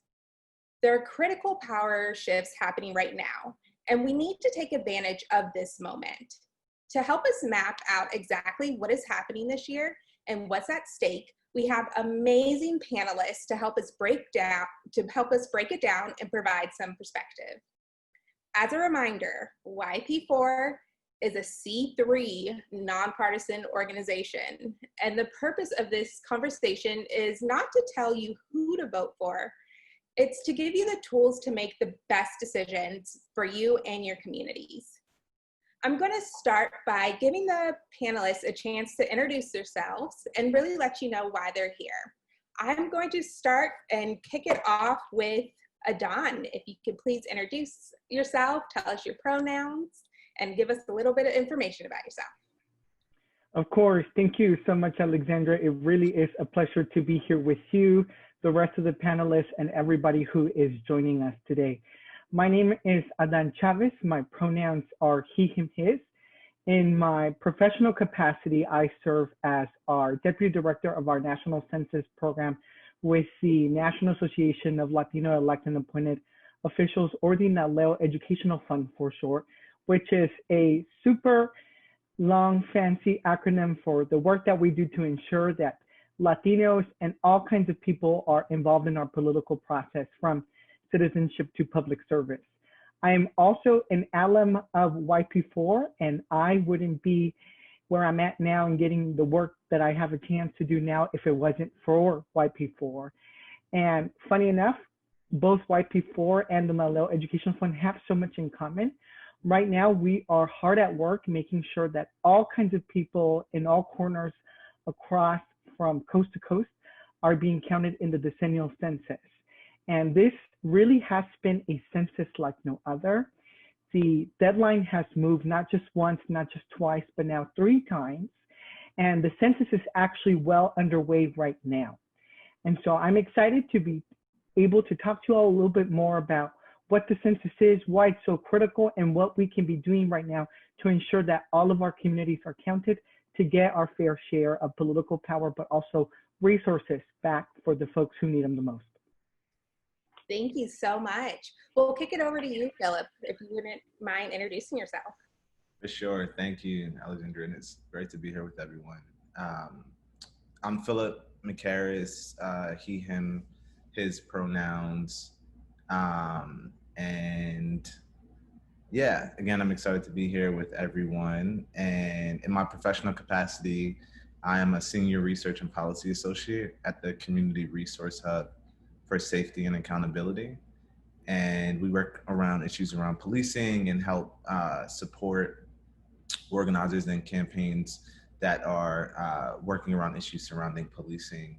I'm also a writer and an activist, and I'm finished my PhD now at Yale. And in that capacity, I focus around policing and public safety, and really thinking about how we can reimagine models of public safety that can keep everyone safe and build safer and accountable communities. Thank you so much. We will kick it over to Marco next. Hi, everyone. It's great to be with you all. My name is Marco Sanchez. My pronouns are he, him, his, and I work for the United Nations Association of the USA. Our organization is tasked with ensuring that we update and brief members of Congress with the work of the UN and how the UN is making an impact around the world. But most importantly, the way we do that is through our grassroots support and our grassroots advocacy, and mobilizing folks across the country to understand how important the work of the UN is and why they should care about it in their own communities. Excited to talk about what's at stake for this year. Thank you so much. And rounding us out, we will kick it over to Cedric. Good afternoon, good evening to everyone. My name is Cedric Lawson. I'm Field Director at the Leadership Conference on Civil and Human Rights. The Leadership Conference is a coalition of over 200 national organizations, many of which you've heard of, like the NAACP, the Human Rights Campaign, the Urban League, also smaller organizations like the National Council of Jewish Women, National Disability Rights Network, and these over 200 organizations that are part of our coalition. We work in concert to advance civil and human rights legislation across a number of different issues. So issues that you've just heard about, for example, such as justice reform, hate and bias, definitely the census. I'm excited to talk with you all today about the federal judiciary and the necessity for judges who understand the importance of civil and human rights from the Supreme Court on down, and how that impacts every issue that we care about, the issues I just mentioned, but certainly more issues that we'll discuss during this panel. Thank you so much. For our first question, we're actually going to start with Cedric on this question. I want all of you all to answer it, but I'd like to start with Cedric. The first question: we know there's a lot going on right now, and it can be hard to stay focused. From your perspective, what are the most important things that we, as folks committed to social justice work, should be focusing on? Absolutely. I would say from where I stand, I'm thinking about a number of issues that are central to the sustainability of this democracy, this republic. So that means ensuring that we have a full and accurate census count, which Adan will talk more about, of course. Also taking part in the electoral process that happens this November, and certainly the primaries that lead up to that, and also taking part in working with and around poll watching, poll workers for those who may not be voting for any given reason. The judiciary is very much a part of that. As many of you have seen, there are a number of Supreme Court cases that impact immigration, that impact the census. We saw that last year. Also employment, LGBT justice. So when it comes to what's important, whatever issue that you're working on, make sure that you have an understanding of how it will be impacted with this upcoming election, how it's impacted by the census, how the federal courts impact your particular issue. So let's give LGBT justice, for example. Certainly we saw what has recently happened with no longer a need for an Employment Non-Discrimination Act to be passed on the federal level. Now there's the opportunity for LGBT workers to have safety on the job and not be discriminated against based on your sexual orientation or your gender identity. But in addition to that, there's still a necessity to ensure that LGBT people have access to housing without discrimination, have access to additional public facilities, considering we saw the court case for Masterpiece Cake Shop, the ability for individuals who identify as LGBT to not endure discrimination based on quote unquote religious freedom. So thinking about also from the LGBT lens, what it looks like to participate in the census, understanding that regardless of sexual orientation, there is now the opportunity to be counted in terms of your same-sex household.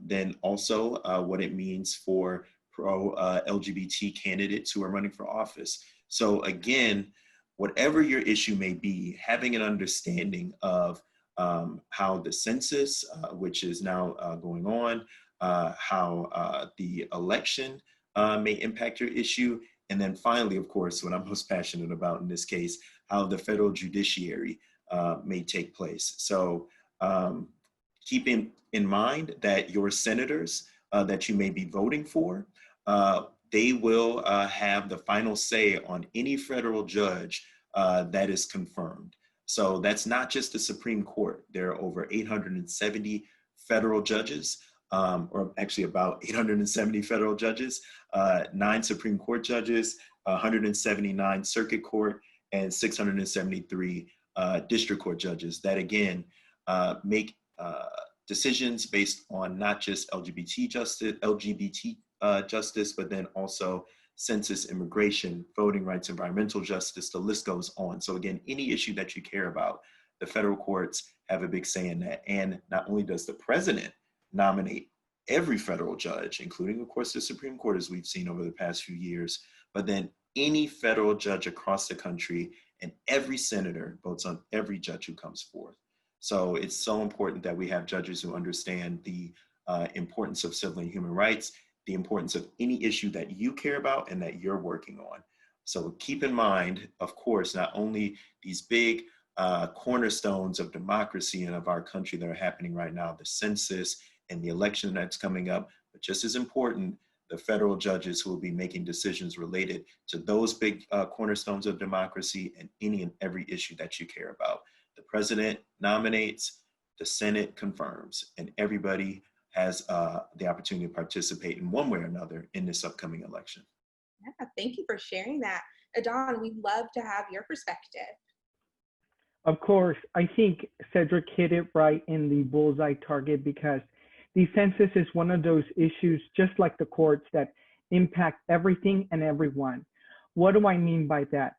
You know, every 10 years as a country, we have the opportunity to be seen, to be heard, and be counted. Our federal government uses this data to figure out how they're going to allocate now $1.5 trillion back to states, counties, and our own local communities. And for us, these resources come back to us in many critical programs that communities of color, poor communities, rural communities, immigrant communities, queer communities depend on, from healthcare to education to all kinds of programs as it relates to housing. There are over 300 programs that benefit in one way or the other from census-derived statistics, right? And like I said, these are programs that, one, disproportionately impact and benefit people of color. Two, through the census, we're able to get good data about different racial, ethnic, and other population groups. As advocates, we're using data day in and day out to figure out how groups are doing when it comes to their success in education, whether or not different groups are given the right to vote, whether or not groups are being discriminated. And we use this data to be able to advocate for fair work policies in the workplace, at home, and in society, right? So if we don't have this critical data about these different groups, then we can't advocate for their rights and we cannot advocate for change. Finally, what I would say in terms of why the census is so critical is because this is how we are able to reapportion our political power across the 50 states. Now, we have states that census after census every 10 years either gain in their entire amount of House of Representatives in the House or lose. Why? Because population shifts happen, which also means that there will be a power shift. And so in our case, not only do we get the number of voices that represent us in Congress to fight for the values, to fight for our interests, and to fight for our rights in the legislature, but this data is also helpful when we think about the process in which these districts are redrawn, right? After the census, states are given their data. States use this data to figure out what local, state, and federal districts are going to look like. Now, if we don't have a fair and accurate count, then we can't have fair and accurate redistricting, which means that we are living in districts that are favoring a group over the other, which often means that people of color are getting the shorter end of the stick. So I would definitely say the census is one of the issues that impacts everyone and everything, and we see the impact in our communities day to day, decade to decade. Thank you. Same question for you, Philip, and then we'll round it out with Marco. What is the most important thing that we should be focusing on right now? Yeah, so I think, again, Philip McCarris, he, him, his. In terms of, from my vantage point, in terms of conversations around policing, I think budget decisions at all levels is key. There's a saying that budgets are moral documents in the sense that they show the priorities of governments. And for decades, what we have seen is rises and increases in city, state, and federal budgets that have prioritized policing and incarceration and punishment over giving communities the resources that they need to thrive, and alternatives to policing and incarceration. And so, I think that we see all throughout the country there's calls for invest, divest, and abolition, and defunding is one entryway into a broader framework around investing in the things that we know keep communities safe, and the things that we know we need to develop to increase safety, and also divesting from systems of punishment. And so, but it goes broader, right? Because we can think of at all levels, right? When we think of local levels, we might, think of policing.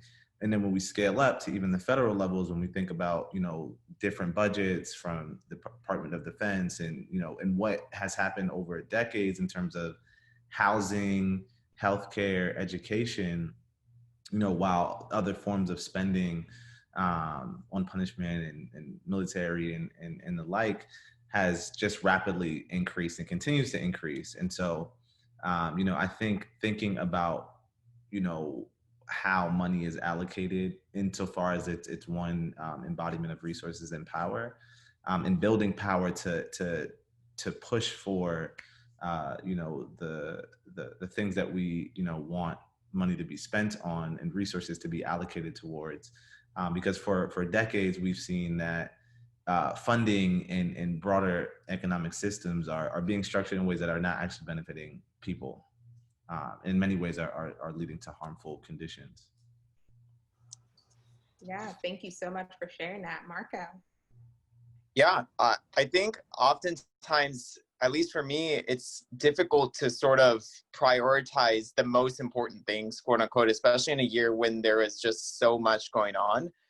But one thing I always tell our grassroots audience whenever we do an advocacy training or whatnot, is to look at the issues through a human rights lens. Whether you're a climate activist fighting for sustainable policies and renewable energy, whether you're on the streets fighting for racial injustice, or whether you are a healthcare worker trying to raise issues in your own hospital or community about COVID-19, all of these issues are human rights issues at its core. And I think, we all have passions and we all have interests that we are passionate about. And I think it's a matter of looking at that through a fundamental lens and realizing that these issues are intersecting to so many other problems happening in our society today.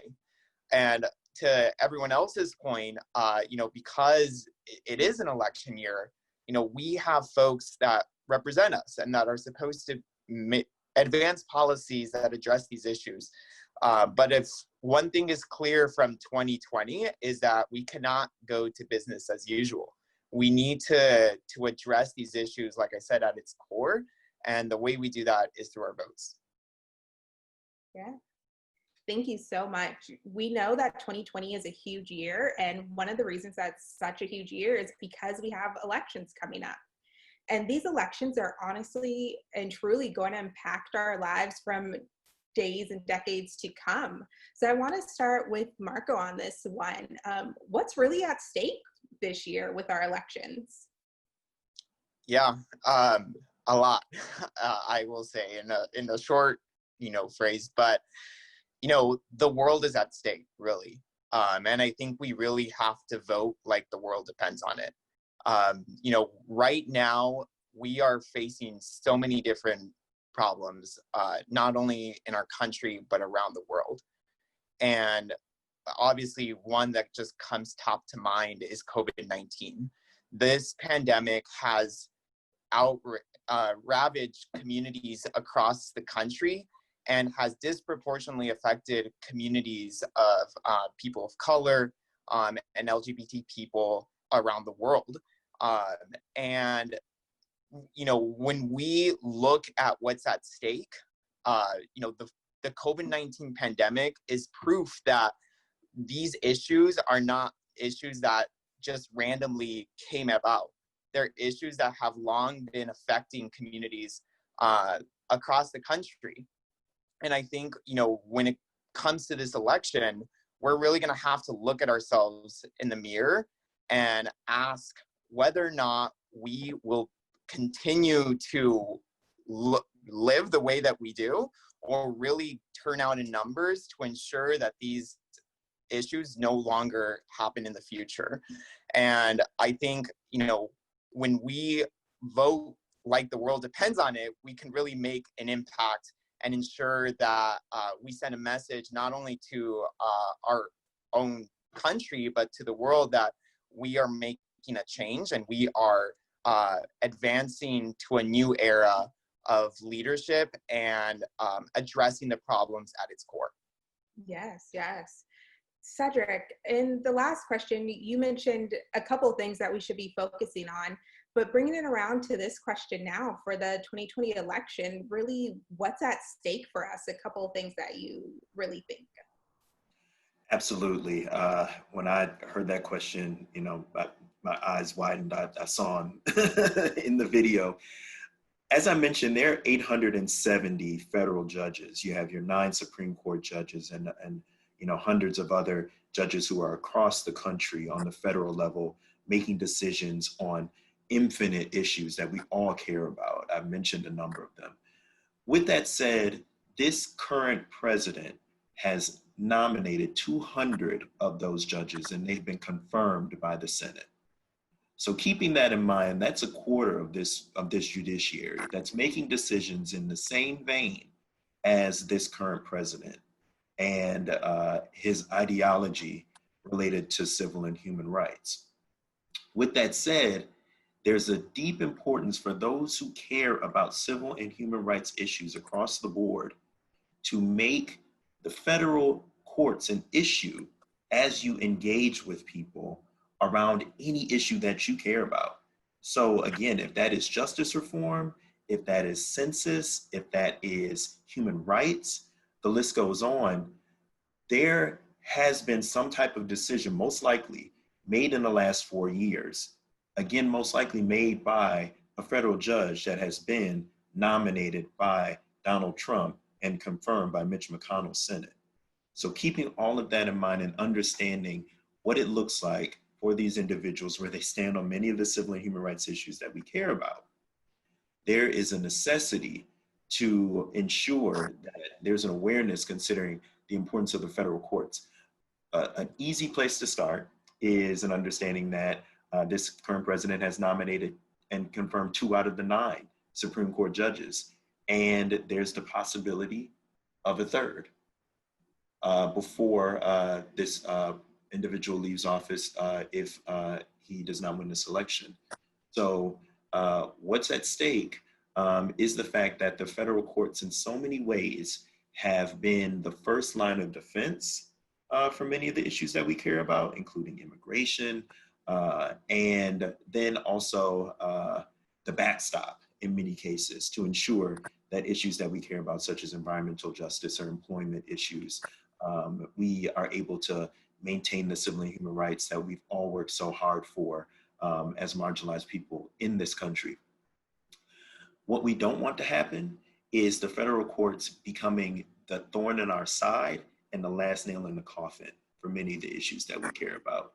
It's very dire at this point, but the reality is if we have the opportunity to make the connections for people related to the issues that they care about deeply on what the importance of the federal courts are, and of course the state courts too, and I can talk about that later, we can make that connection in a very similar way that we do when it comes to election day and people understanding that their issues, our livelihoods are on the line when it comes down to every election day. And just to place the finest point on that, again, remembering that on election day, we make the choice of who's president and who will be in the Senate, the very people who make the decisions on who will be a part of our federal judiciary. Yeah, that is so important to know and to think about. And when we think about the election coming up, we can't ignore that voter suppression is real. And many of our communities are specifically targeted, especially now with this pandemic that's going on and access to the polls and things along those lines. So we'll start with Philip. Can you speak a little bit about what this looks like currently? Yeah, in terms of voter suppression in particular? Yes. Yeah, I mean, you know, throughout the country, especially in the context of, we know that voter suppression has long been an issue, and that organizers and activists have fought very hard in order to try to combat voter suppression over decades. And, you know, right now in the context of COVID-19, it gets even more tricky, of course, and you know, voter suppression, the avenues that voter suppression can be activated and carried out, and have also, multiplied in some ways. And so, there are many communities, especially when we look at who COVID-19 is disproportionately affecting, in terms of Black communities, Latinx communities, marginalized communities, immigrant communities. What we see is that in the context of COVID-19, the people who have been affected the most by the pandemic also, again, have there's this context in which voter suppression can also then disproportionately affect those same communities. And so, there's a lot of push, of course, for absentee and mail-in ballots as a way to combat it, but we also see that there's pushback. And so, I think it's a time where we need, folks to vote, and at the same time, there's these looming threats. And more broadly, I think a part of this thrust is that, we're at a time where it almost feels like a portal. Like we have on one side, people advocating and pushing and expanding conversations that have never been had at the scale, that they've been had at. Even just the fact that across the country, people know what police abolition is, and a couple months ago, meant the vast majority of people in this country would have never heard of that. And so we can go down the list, but there's this expansive, opportunity in door to really start to push a lot of these conversations in ways that didn't necessarily exist before. And at the same time, there's this other looming reality of this sort of potential for really just the emergence of and sort of further entrenchment of an authoritarian, very conservative regime that will also fight tooth and nail. We see that, now with initiatives like Operation Legend and the like, but that will fight tooth and nail to prevent any sort of progress, and will fight also very hard to roll back anything that has been accomplished. So, yeah. Yeah, thank you so much for sharing that. Adon, I'd love for you to jump in on this question. Kind of tell us also what this could look like. Of course, and I'll go ahead and answer a tidbit of the last question because I think it also relates to this one, so I'll bring it back too. When we vote, we're also voting for people who decide what election policy looks like, right? And in many ways, election policy can lead to voter disenfranchisement. Bringing it back to COVID, there are cases where in some states, the election official doesn't want to open sites where folks can vote in a safe and accessible way. In some cases, there are communities of color that maybe in the last election had 100, 200 different voting sites in their vicinity, but now have only a couple dozen, right? In some cases, there are election officials who do not want to send ballots to everybody living in the state who is eligible to receive a ballot because they just think that if people really want to vote, they should go out to vote and they shouldn't think twice about their health, right? And so when we think about when we vote, we're also voting for the same people who get to decide how we go about voting in a way that ensures that everybody who wants to participate can, right? In places like California, looking beyond COVID-19, you don't even have to pay to send your ballot back in. As soon as you get your vote by mail ballot, it already comes with the prepaid postage. You're good to go as long as you fill it out, sign it, and send it back in.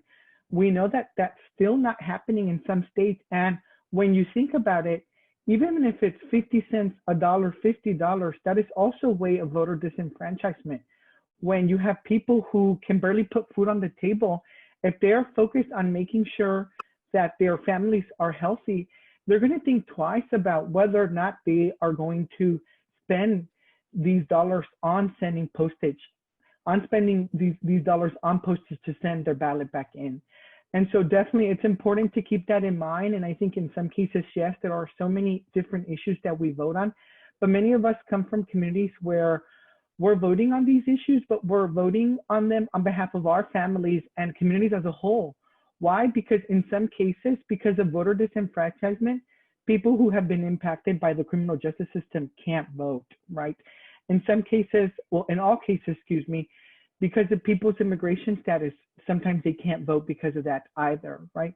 And so it's super important that, yes, we're voting on issues, but we're also voting for those who can't vote. And it's important for those of us who have that right that we use it to the best of our ability. Yes, thank you so much for that perspective and that information. And we're really in a critical moment right now for shifting those power dynamics that we see in our country. There's revolutions and historical mobilizations that are happening across our country right now. So our next question, what are our opportunities here and how can we take advantage of them? And we'll start with Marco on this question, and then we'll jump over to Philip. Yeah, I think there has never been such a critical year than this year. And I think especially as young activists, we need to take every opportunity that we have to make our voice loud and clear this year. And I know, especially for folks who are still going to school and for folks who are still students, we are still living in a virtual world. And even if you're not going to school, if you're working from home, you're likely still living in that virtual world. I know I am. Use every opportunity you have to be an activist in that virtual space. There's so many ways to get involved, and a lot of it is, just doing a quick Google search on getting active in various different organizations that help to mobilize voters, for example, to get out to vote. There's still a lot of buildup left to be done before the election in November. And I think we need to maximize every opportunity we have. And this year is especially critical and important for us because it's easy for us to access these opportunities because they're all virtual. But we need to maximize that access and those opportunities moving forward. Philip, let's hear from you. Would you mind? I just want to make sure I'm answering all the points for the question. Yeah, of course. So we're in a critical moment for shifting power dynamics in this country, with revolutions and historical mobilization happening across the country. What are our opportunities here and how can we take advantage of them? Right. Yeah. Again, Philip, Macari, see him. So I think in terms of opportunities right now, whenever there is there's broad sweeping movement, it gives people opportunities to enter into organizing and activism and movement spaces. And I think that is a wonderful, thing, both in terms of building organizations and efforts, and also it provides an entryway because there's a lot of people who are interested in getting involved, who just need the bridge to figure out and get involved in different ways. And so I think in that capacity, folks have been really intentional in nuance and strategizing around various ways to engage in organizing capacities and civic capacities in ways that are prioritizing health and maintaining safety and health amid especially amid the pandemic. And so I think the big opportunities here is building a movement. And I think right now what we see is this majority of in terms of when we think about a majority of organizations, movements across sectors that cuts across race, in sort of interest areas, I think coming to sort of help cohere a broader movement to really bring about and create a better world. And I think, whenever you have broad sweeping movements in that way, I think there's always a lot of opportunities. And I think, more than anything, there is a part of when we think around organizing and trying to shift political, you know, in social realities. A part of it is helping to create a paradigm shift, sort of a shift in the realm of ideas. And I think that right now what we have is a moment where there's a shift in more broadly in the realm of ideas. And, you know, when I specifically think about this in the context of like invest, divest, like around the country for decades, the idea around doing anything like in terms of divesting from police budgets was seen as sort of like, you know, ridiculous. And this idea around, you know, the criminal legal system equaling public safety, even though there have been communities for decades saying that that is not the case and that is not true. You know, right now we see a sort of a shift in the ways that people are conceiving of safety, public safety, and sort of the criminal legal system more broadly. And I think that that is an incredible opportunity because once that is opened up, then it also provides the avenue for pushing for various kinds of social and political shifts and changes. Yeah, during these shifts that we're seeing, and a lot of people are really starting to jump into their social justice work around a lot of these issues that have started happening in 2020. And with that, for some people, it's their first time. So Cedric, I want to hear from you. How can we use these moments to really bring people into this social justice work? Absolutely. I have two main thoughts related to this. I think that it's important that we hold space and grace for people when this is their first entry point into a moment like this. I as an organizer, amongst other things, I recall a number of people being a little miffed at how many black boxes they saw on Instagram and other platforms. And if that is maybe the only action that someone took. How I respond to that is by saying, I would hope that more action would be taken, but I'm also cognizant that for some people, this is their very first entry point. And they may have pushback from their own family and friends and peers who subscribe to white supremacy and see this as an affront to that way of life. So while we are in this big moment, Alex, you mentioned that for some people, this is that entry point. And we have to be cognizant that entry points come in many ways. It may come in terms of making that first call to a representative. It may come in making that first step in terms of joining a march. It may come in that first post or even liking a post, and having that space to understand how we can meet people where they're at in that moment and then continue to bring them on that justice journey. And once being on that justice journey, like so many of us are on, if not all of us who are part of this at this moment, it's a spectrum of activity that we can take part in to be a part of this work. For some of us, of course, it's this full-time work that we take part in, a career that we've dedicated ourselves to and give so much of ourselves to. And many of you who are part of this, this summit will follow in those footsteps in the same way that the panelists and I have, considering our dedication to this work. It may look different in terms of being a volunteer for a campaign, in terms of running for office. So keeping in mind that there's a full spectrum in a way of engaging in social and economic change, and all hands are necessary. We need all hands on deck in this moment. When thinking about how to become involved, there are a number of ways to do that, whether it is through educational methods, being a part of academia, being a part of training, whether it's direct service, providing services to individuals to expedite economic and social change, advocacy, and then of course what we've seen most, direct action, getting out into the streets, holding decision makers accountable in a very radical way to ensure that our needs, our human needs, are met in this moment.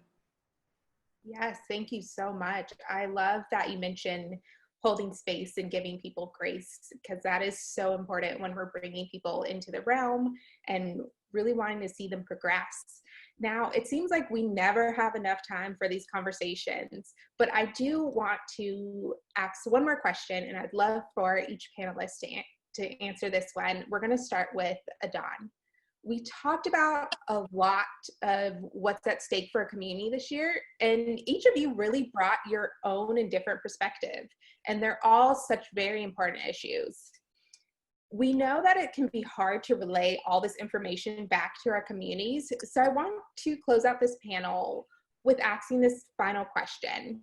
How do you explain these issues to your friends and families in 90 seconds? I don't have a timer, so I'm going to hold you to these 90 seconds, but let's start off with Adon. Great. I'll just say that 1, the census is happening. 2, the census hasn't been canceled. 3, the census is under attack. It just so happened that yesterday the Trump administration asked the Bureau to cut back the deadline of the census and cut it short by an entire month. We're going into the period of the census where it's our very own communities that we're going to be counted. This is the non-response follow-up period where the Bureau was going to go knocking on doors. Now that's not happening, and we know that that is very intentional. There is a core group of people out there who don't want our communities to be counted, who don't want our communities to get our fair share of political power, who don't want our communities to have the resources, to get the resources that they need. So it's super important that we use the census as an opportunity to stand up, to say, no matter what, this is our opportunity to push back, rise against what's going on, really have a voice, and make sure that everybody in our communities, in our families, in our towns are counted as a part of this decennial process. There is 1 of 3 ways to get counted, super easy, super fast. Everyone's information is confidential. So please, it's going to take all of us to be counted, and it's going to take everyone's work to make sure that our communities get their fair share. So everyone, please be counted. Thank you so much. Marco, in 90 seconds, how would you explain your issue to your family and friends? Yeah, I would say that our safety, our well-being, and our fundamental human rights are on the ballot this year. And, you know, COVID-19 has proven that we are all at risk with this virus, and we need leaders that are going to tackle it from a scientific level. With well-being, climate change is still an issue, and if we don't elect leaders that realize the importance of this issue, then we will continue to suffer through the impacts of climate change for many decades to come. And then with regards to human rights, we've seen time and time again that this administration is targeting specific communities, especially communities of color, and we need to ensure that we speak out and vote to ensure that we protect the fundamental human rights of those at risk. Yes, thank you. Philip, quickly, 90 seconds. Okay, I would say that policing and the criminal legal system was never designed for public safety. And so the violence that we see happening is not an accident. It's just that it's baked into the design of these systems, in that these systems target criminalization and violence towards specific communities. And that no amount of tweaks or attempts to reform these systems will actually stop the violence, and that it's critical to begin dramatically reducing power and resources and shifting that directly into the hands of communities.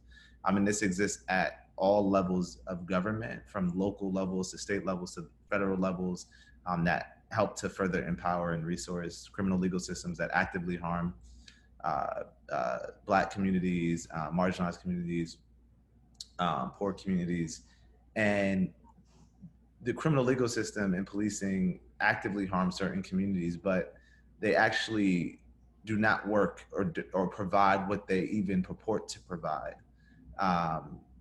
And, you know, a part of creating safe, accountable communities means divesting not only in terms of resources from policing and the criminal legal system, but also ideologically from the idea that policing and incarceration can bring about safe and accountable communities. Thank you. Cedric, bring it home for us. Absolutely. Again, every issue that you care about is impacted by the federal courts, state courts as well. But keeping in mind the federal courts, when you read an article that's on the issue that you are most passionate about, an issue that affects you deeply in regards to who you are, taking a look at those articles, you may many times see a federal judge makes a ruling on X. Federal Judge Joan Johnson states Y. Federal judge says Z.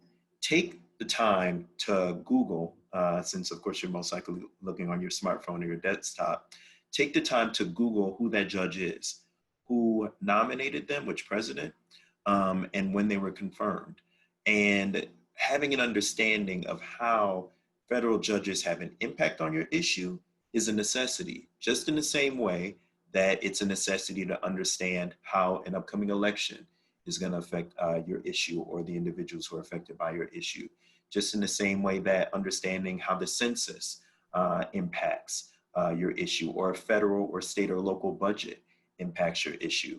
It is integral to understanding how you can be your best advocate, how you can create your best blueprint related to the work that you do.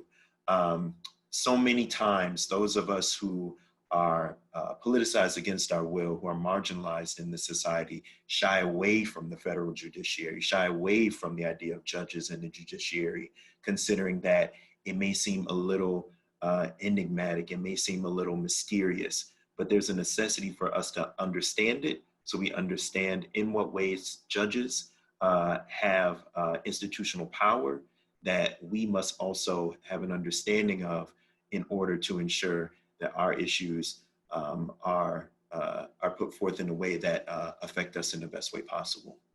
Yes, thank you so much. This was an amazing panel. I'm going to turn it over to YP4, and thank you for giving the grace to borrow a couple minutes from the Q&A portion. All right, thank you so much, Alex, for your amazing moderation. And let's give our panelists a round of virtual applause in the chat. So hey everyone, my name is Haley Miller. My pronouns are she, her, and hers. And now we're gonna actually take some questions from the audience. So the first question we have is actually directed towards Marco. So the question for you, Marco, is how can we leverage UN human rights mechanisms to advocate for change in the US? Can UN USA help us amplify our voices in Congress to access treaty bodies and the Human Rights Council, for instance? And is this the best way forward to raise the profile of human rights abuses in the US?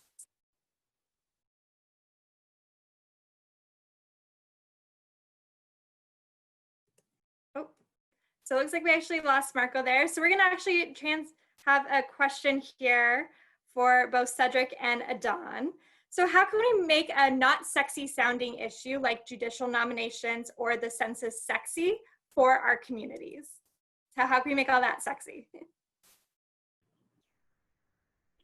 I'll go ahead and take a first attempt at answering this question. First, I think that census is actually a very sexy topic. I actually have a hat that says census nerd because of how committed I am to the issue. But what I would say is that it's important to know who you are talking to. It's really about making the issue personal and making the issue really resonate at home. What do I mean by that? Maybe somebody cares about parks, schools, healthcare, all of these different things. Knowing what they care about can help you really give them a tailored message. So if it just so happens that the person you are talking to has children and they really care about the well-being and future of their children, then hey, it's about tying the census back into how critical it is for programs that kids depend on, and then sharing that message with the person on the other side. When you make it personal like that, when people really feel the connection back in their own backyard, that usually pivots them to action. So again, definitely know who you're talking about, figure out a way to make that connection. And sometimes it's about asking questions to finally get to that sweet spot where it's like, hey, I see where you're coming from. I understand your concern. I understand X, Y, and Z. This is what I have to share in respect to that. That's how I think you can make something like the census even sexier. I agree with Adon. I'm wearing my Courts Matter tee, and people, many cases are asking, what does that mean? So even something as simple as swag is always helpful. I would iterate what I mentioned in terms of understanding what issues someone cares about. And that gives them an entry point in understanding the importance of something that is as boring as the federal courts. And then also understanding how the courts impact each issue in a changing way. So every year, in one way or another, some type of issue, we've mentioned so many of them, the environment, employment, the list goes on, justice reform, is somehow impacted by the federal court. So taking the time to insert that and weave that into how you engage someone on an issue that they care about, or intersecting issues, no less, in terms of what they care about, is a way to keep people drawn in and have them understand how something that is as necessary as the census or the federal judiciary or voting rights is deeply important to what they care about. Great, thank you both. So our next and actually our final question for the Q&A is for Philip. So Philip, how are general policies in day-to-day life going to be effective if what happened in 2016 happens in 2020? What do we do then? Okay, so I think one is to conceive of this as a sort of, ideally like a final, like hoorah, in a sense of, I think more than anything, it's important to build power so that we are never faced with these sorts of decisions again, politically. I think that is like, critical. Like we have to do what we have to do now to try to, push what we need to push. But we also need to ensure through mobilizing, organizing, and like continued organized pressure to make sure that, these sorts of decisions, we never have to make these again. And I think that, that is essential. And I think that right now, which is a part of the broad sweeping political power that is being built, is that this can begin to really shift and transform not only policies, but the actual political landscape in which we operate. So I think that is essential. And, regardless of what happens, like organizing, never stops. And, the political landscape in which, we're operating in might shift. But at the end of the day, it becomes a question of assessing the field, the political field, and then figuring out and strategizing the best strategies and interventions within the context. And, I think a big part of this is that the federal, elections are, of course, incredibly important. But I also think it's really important to remember that local, state, county elections and decision-making processes, and there's a lot that can get done at various levels, and that the opportunities are still abound. And I think, just in a very concrete way, if we think about that in terms of like the criminal legal system and like policing, the vast majority of budgets for policing and for cities come from the city itself. And so, leveraging and mobilizing power to influence city decisions and council decisions and budgeting decisions is, one avenue, to as an example, to say like, there's a lot of opportunity and room. And some of the most transformative, demands and things that have emerged when we look around the country at various cities, from Minneapolis to LA to New York, to Berkeley, who just removed police from traffic safety, has happened at the local level. So it doesn't mean that, the federal is not, that level is not important, but it's to say that, a lot of these policies and a lot of these interventions can still take place. It's just an assessment of the broader political sphere and then assessing what are the best strategies to then navigate that. Absolutely. Well, thank you all again so much for joining us this evening for this incredible panel and for sharing your brilliance with us. Let's give them another round of virtual applause in the chat. And with that, that marks the end of our programming for the first day of our Civic Engagement Summit. So today we really had a chance to ground ourselves in the current state of the world and the moment that we're living in, to really explore what's at stake for ourselves and our communities in this incredibly critical time.